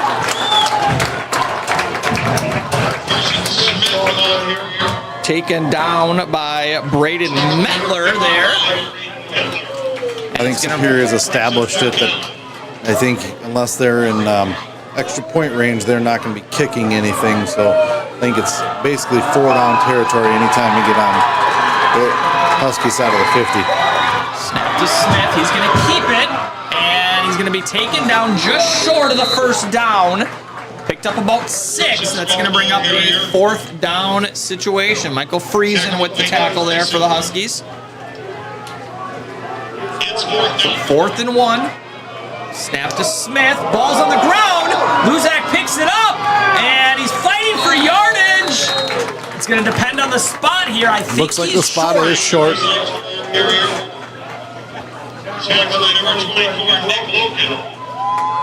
And it is! That Husky defense again comes up with a big stop. Got a little bit of a break there with the fumble on the snap. But again, Luzak's a tough guy to take down, good athlete. And it did take 4 Huskies to get him down, but everybody flew to the ball. Make sure they stopped him short. Minute 18 in the 3rd here. Again, I think the way that the Huskies defense is playing right now, the Spartans are just, you can kind of see they're getting wore down. If the Huskies offense can just not make any more mistakes, just play some clean football here for the last remaining quarter in a minute, 18 seconds, they're going to put themselves in a really good position. You'd like to see him run a little bit of clock here and cut the number of possessions down for the Spartans. Snap to Shipman. He's going to try the middle of the field, and he's going to be stacked up there, but moving the pile. Pick up about 6 on 1st down. It's going to bring us up a 2nd and 4. It's kind of finding that fine line there. Superior's tired, so you want to keep the tempo going to put pressure on him, but at the same time, up 9 here, you want to run some clock as well. Snap to Shipman, hand to Friesen. He's going to try the left side here, and he's going to be tackled. Looks like for no gain, so it's going to bring up 3rd down. Tackle by number 75, Aiden Atchison. As the clock ticks under 30 seconds to go here. It's 3rd down. I don't know if the Huskies are going to have to run another play here, but we're going to see.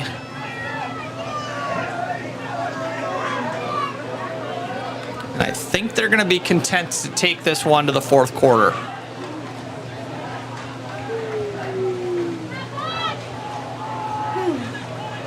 And that is what they are going to do. So, with that, brings an end to the 3rd quarter with the score, Eau Claire North 30, Superior Spartans 21.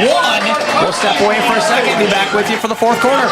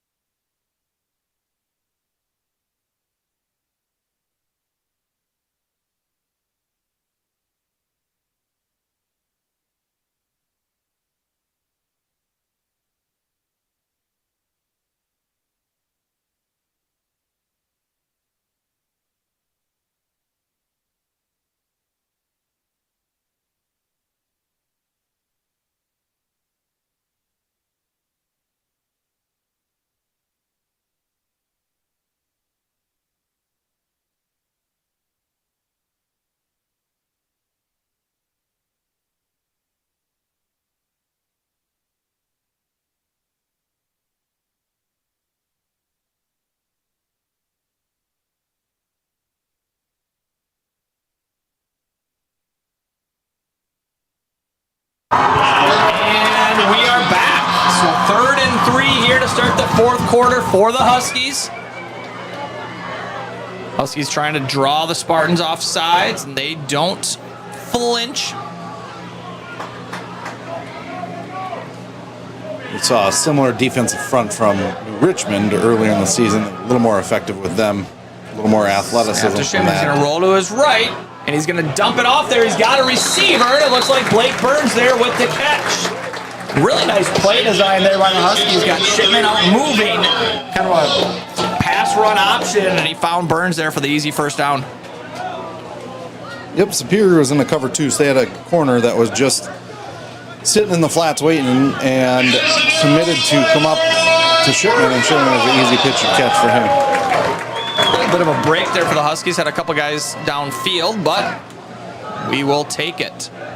Snap to Shipman, hand. He's actually going to keep it over the right side. He's got some space. Runs through a Superior defender, spin move, and he finally wrapped up, but after a pickup of about 12. If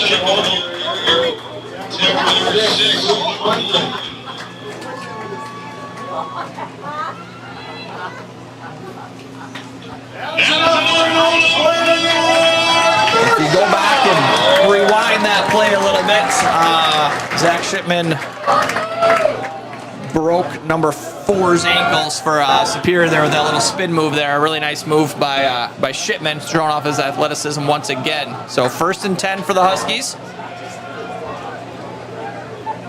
Snap to Shipman. He's going to hand it to Friesen this time, right up the middle, and he's going to pick up about 6 there.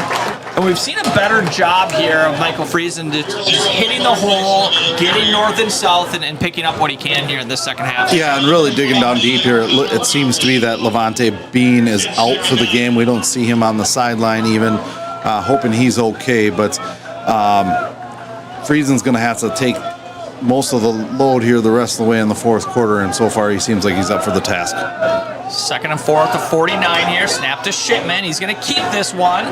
Makes a couple guys miss. He's down the right side. He's going to be taken down across the 45 of Superior for another first down as the clock ticks to about 10 and a half minutes here.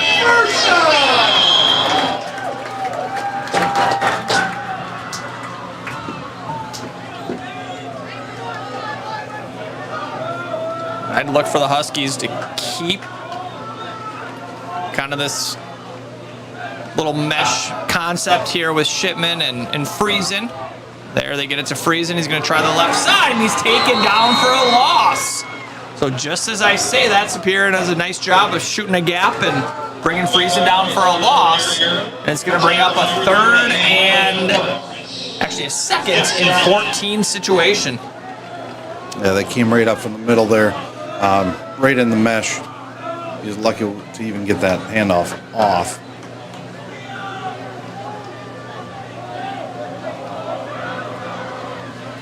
So 2nd and 14.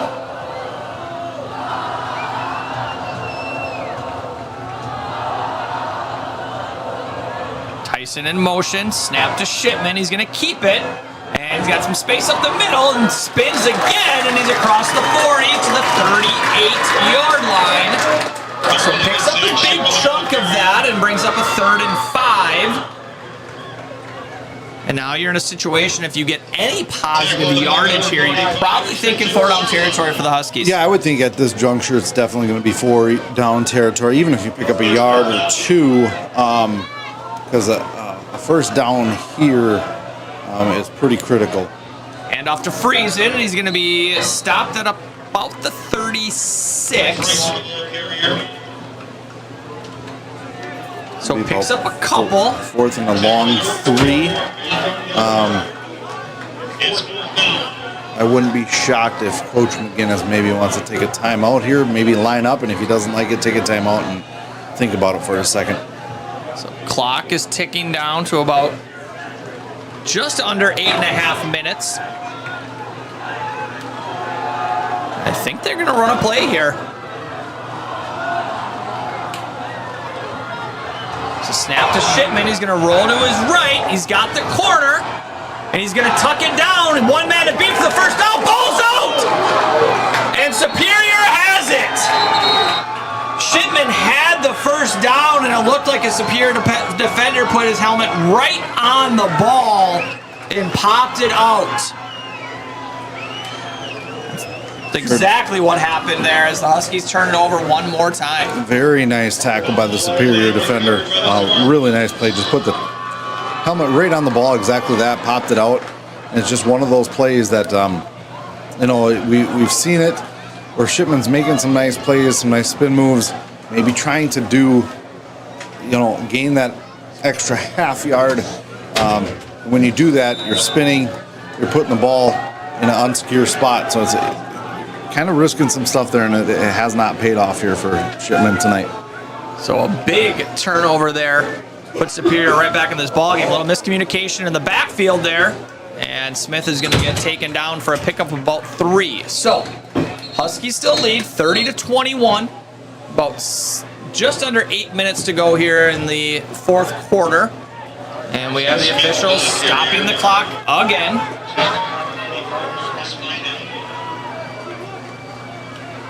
Elijah Edwards got sent off the field. We're not sure why. I don't think the Huskies sideline is sure why either, and they're not getting any answers. That's 2nd down. So here's the snap. Smith looks left first. Now he rolls to his right. He's going to go downfield. Couple of Huskies there, and it's broken up. We've got a flag thrown.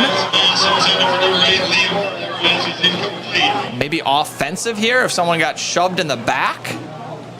There's a penalty on the play. That flag was coming out before the ball got there, so we'll see what the call is. It's going to be a hold on the Huskies.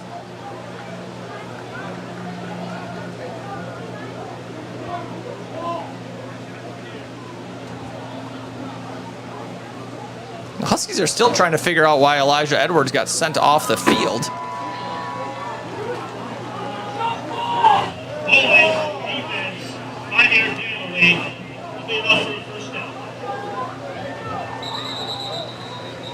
Now they're finally going to try to figure this out.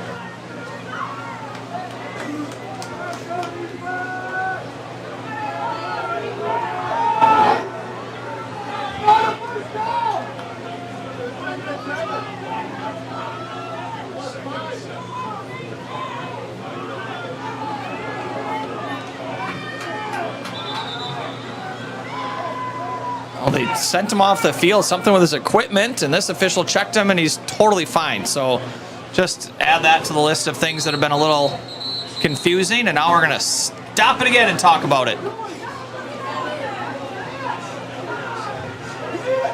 What's going on? Jesus, what's going on?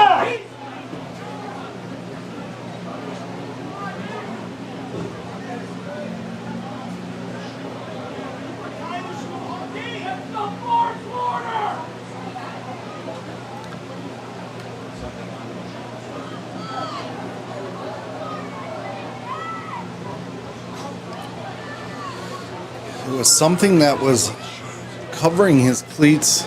Looks like some type of shoelace cover that apparently is illegal, and it is 7 minutes left in the fourth quarter, and they finally caught it. My guess is it's something the Rob Scott coaches saw. Good chance to get a starting defensive back off the field and try to take a shot. And if they're going to nitpick here with his knee pads, that's something that 90% of kids these days don't wear their pants low enough to cover their knees. But here we go, back in action here. So snap to Smith, handoff to Anderson, picks up a couple. And it's going to bring up a 2nd and 7 here for the Spartans. 7.5 minutes remaining here.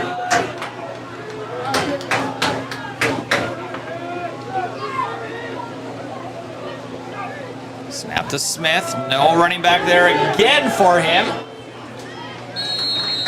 And another flag comes on in. Let's see what this one ends up being.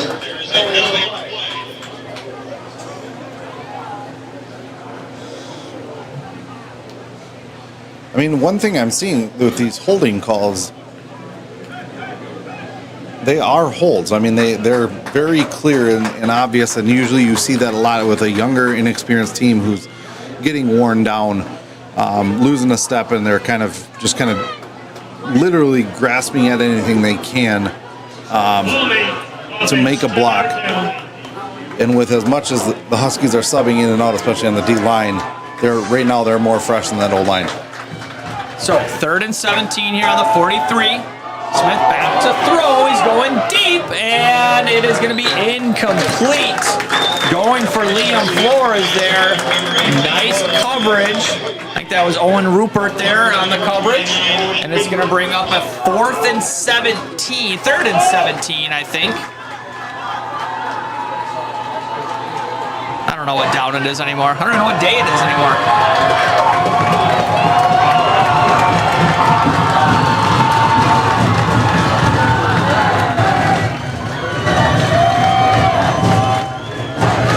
It's still 3rd and 17. Yep, 3rd and 17 here for the Spartans.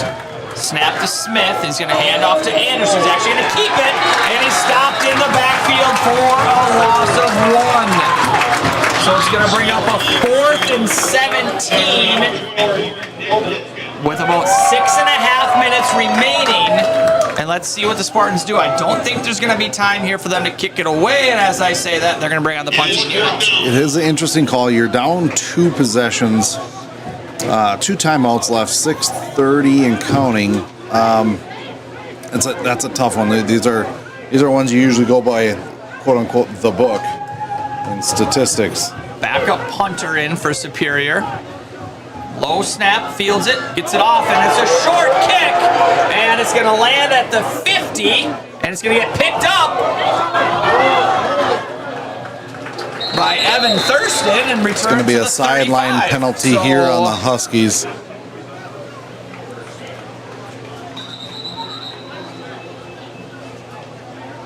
That could prove to be costly if it was a warning or if it is going to be a flag. A lot of times you'll see a sideline warning first, but I don't know if they warned them or not yet.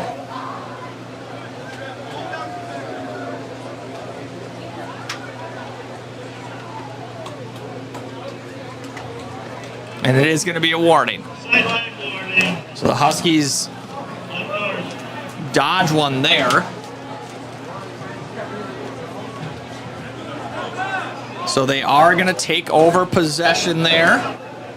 Risky play by Evan Thurston, but ended up working out okay and picked up an extra 15 yards for the Huskies as they take over 1st and 10 on the Superior 36-yard line.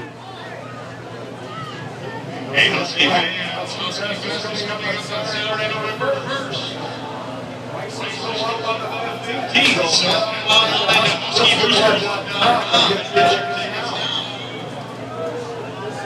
So 1st and 10 here on the 36.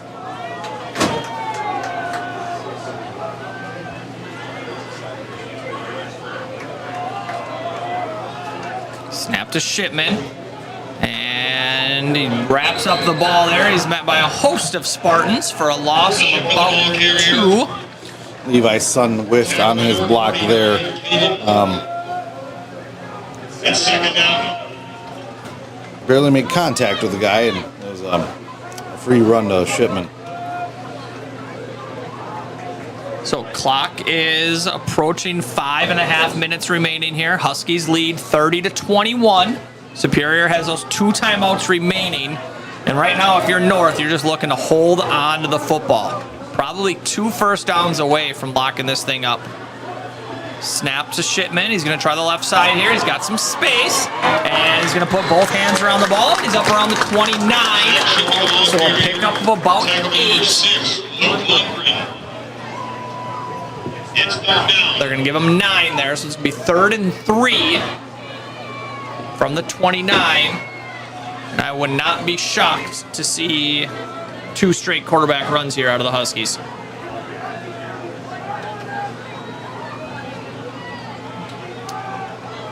It's nice to have a quarterback like Shipman that you can do that, get an extra blocker. You've seen Superior do it too, but you can see freeze and then lead up the hole.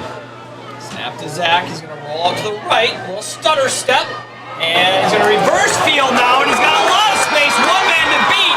And it looks like Trip Rowe makes the tackle.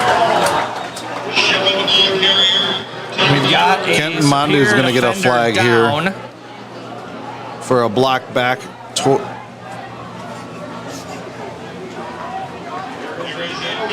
A peel back block type of thing.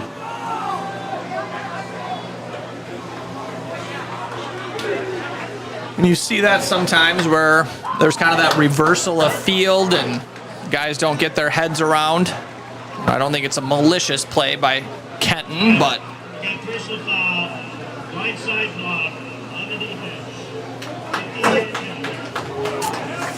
they announced that on the defense, but it's on the offense. Yep. So You're taking a. 15-yard penalty, which would have been a first down. I do think it maybe looked worse than what it was. The kid seems to be okay. It's a 5'10" sophomore going up against a 6'7", 300-pound senior. You can run into him and it's going to look bad. But definitely a penalty. So 3rd and 13 here after the penalty.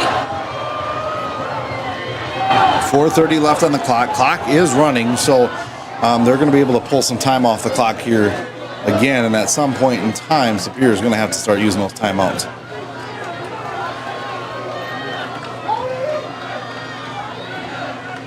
Snap to Shipman, back to the throw. He's going deep for Solberg, and just out of his reach. Really nice ball there, and Aaron Solberg had a step, and it was just off of his fingertips. Just a crossing seam route. Receivers crossed. One guy to the bottom of the letters, one guy down the seam. Beautiful pass. Just out of the outstretched hands. So 4:06 remaining here on their own 39, and North is going to elect to punt this one away.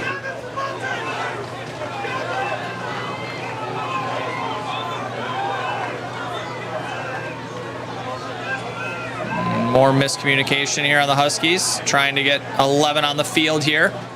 They've had some punts blocked. I think they've had one each week blocked, and that cannot happen here. And Solberg gets it off. Low line drive kick through the end zone, and Superior is going to take over on their own 20. And I think the goal there was just get that ball off. Yeah, and a nicely done, nice job again. We said it a lot tonight, but special teams has definitely cleaned up a lot of the areas that have caused either field position issues or just ball possession issues. Tonight has been nicely done. Kind of surprised Superior didn't bring some pressure there on that punt, but Huskies were able to block it up and get the kickoff. So 4:01 remaining in the fourth quarter. Huskies lead 30-21. Superior's got 2 timeouts left. Carson Smith takes the snap, looking left, under some pressure, rolls to his right now. He's going to heave one downfield, and it is going to be intercepted by number 9, Elliott Spies. We're going to see what the call is here as they separate these two.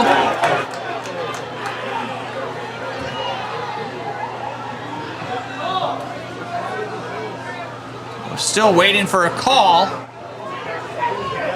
They're going to say a catch. They're going to say Superior caught the ball. I cannot believe this. So it's going to be 1st and 10, Superior. Handoff to Maxton Luzak. And he picks up a first down, and the Huskies got to get it together here. They got to get it together. 3.5 minutes remaining, still up 9. Snap to Smith. He's going to keep it up the middle. He's got some space over the middle, and he's eventually going to be wrapped up short of the first down. He's going to run some clock. I'm just still trying to wrap my head around. The offensive player was over the back of the Husky defender and landed out of bounds. And as soon as he caught it, he stepped out of bounds. The play is over. Smith looks to hand it off, and he had nobody there, but he's going to get upfield for a first down. The Huskies got to settle down here. They're going to try to sub quick. I don't know if they're going to get off the field in time, but they might be a time for Coach McGinnis just to take a timeout and settle the guys down. 3 minutes remaining. Here's the snap to Luzak, and he's going to be caught on the backside. Once again, a really nice play by Brady Andrew. Runs him down from the backside for a loss of 3. Clock is under 3 minutes now.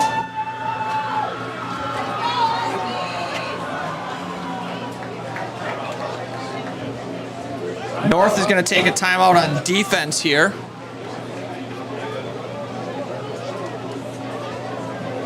I think, like you said, Coach, it's just one of those times to maybe calm things down a little bit. Let them catch their breath. Emotions are just watching the sideline right now. There's a lot of coaches and athletes that their emotions are high, understandably so, with just the turning of events that just happened. And they need to compose themselves. They can't afford some more stupid penalties at this part in the game. Because the Huskies have stopped the Spartans inside the 20 before tonight, so they just need to dig deep again and just play fundamental football. And I think that's why I don't mind that timeout there, just to get everybody together, level their heads, get locked back in. So, 2nd and 13 here. 2:53 remaining in the fourth quarter. Huskies lead 30-21.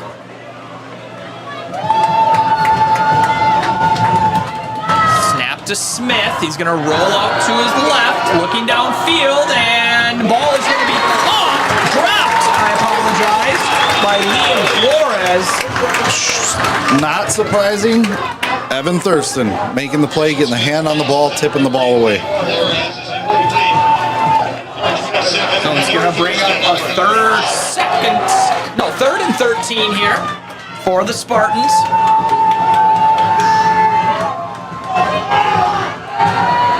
Snap to Smith. He's going to keep it. Looking for some running room up the middle, and he's going to be taken down for a gain of only 1. So it's going to bring up a 4th down. And I think Superior is going to send the field goal unit on here. Down 9, so they need these 3 points. So snap's going to come from about the 17. They're going to spot it at the 24. So it'll be a 34-yard attempt for Superior. Clock is ticking down to just outside of 2 minutes. Here's the snap. Kick is going to be wide left. He hooked it. And that is going to give the Huskies the football. I think it would have been short short anyways. Didn't look like he got it all the way, but either way, he missed it. That's in an area that's got to be a very tough call for the Superior coaches, whether to go for that. But looking at their play success in 4th and long here in the past couple quarters has not been great. So probably a good decision to attempt that field goal. But it was left and short all the way. So Huskies take over, up 9, 2:06 remaining. Superior can stop the clock twice.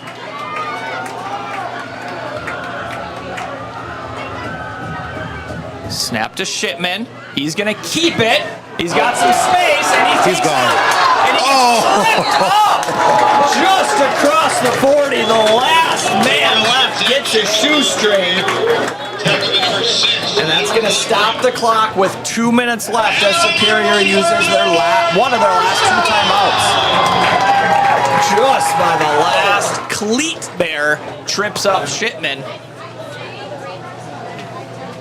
Timeout for Spartans. This timeout for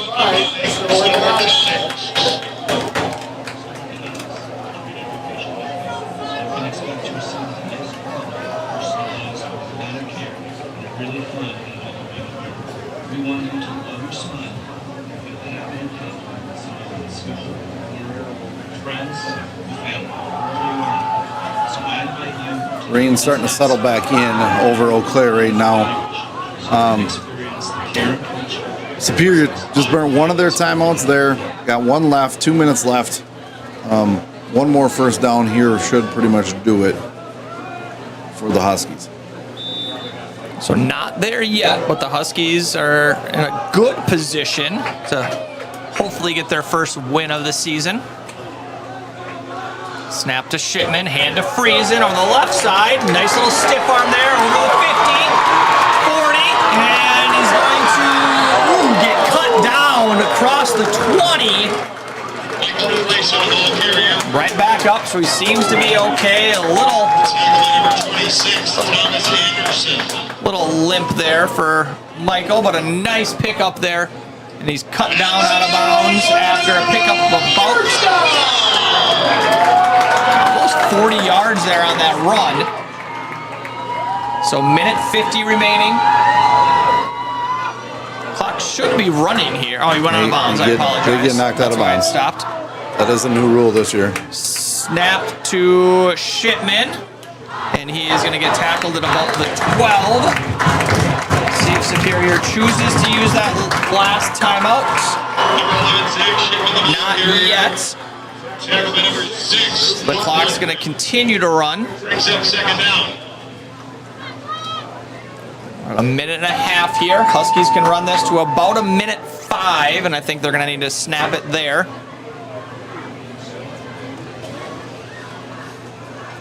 Close to being able to take a knee, but not quite yet. With Superior with that one timeout left. Please use the designated timeout. Thank you. Closing in on a 3-hour game here. Huskies going to run the play clock all the way down and use a timeout with 1 minute remaining in the 4th quarter. This timeout is brought to you by Christian Orthodontics.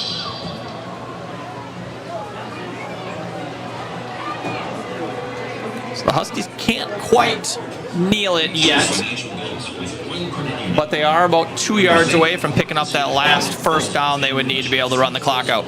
You know, and looking back here over this game, you know, back over the season already, and we saw a lot of positive things from the Husky offense in that first week, and thinking that, boy, the offense is going to have to play some perfect games to get some victories this season, because we weren't seeing a whole lot out of the defense, not really seeing an ability to stop any offense, and tonight it was just kind of the opposite. The defense really picked up a lot of the mistakes that the offense kept making tonight. Picked them up and made some big stops at critical times. And the Huskies tried to get Superior to jump, but I think they jumped themselves.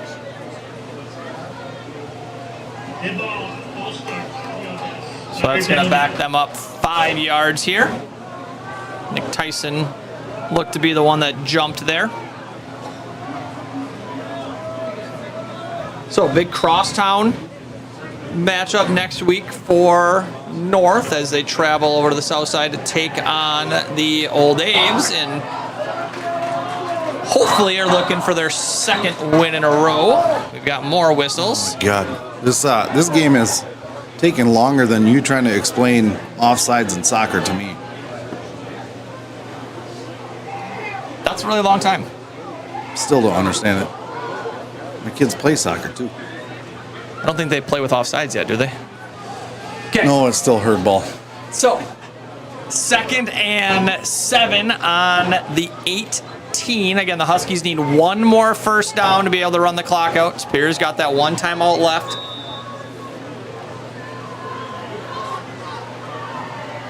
Snap to Shipman. He's going to go over the left side. He's going to go down inbounds. Smartly goes down in bounds. Yes, but it was enough for the first down. And once they spot this ball, that will do it. So clock ticks under 40 seconds. I don't think Superior is going to use that last timeout, so look for the Huskies just to take a knee here. And that will cement it and give the Huskies their first win of the year as Shipman goes under center, takes a knee, and that will be it. So the final score as the last few seconds run off the clock is Eau Claire North 30, the Superior Spartans 21. Really nice comeback win for the Huskies tonight. Played through a lot of adversity, some breaks not go their way, some self-inflicted ones. But what are your takeaways tonight from our game? You know, it just, the way it started, it just had that feel of how the season has been going for them and just how things could snowball very quickly. But to see them kind of buckle down, really to see the offense still continue to make the mistakes that they've been making, and if they can clean those up and the defense continue to improve the way they showed they did tonight, you know, you can definitely see the possibility of some more competitive football and maybe even a couple more wins in their future. So, the Huskies get in the win column tonight with a 30-21 victory over Superior. And with that, we will sign off from Husky TV. Thanks for joining us, and we'll see you again in a couple of weeks.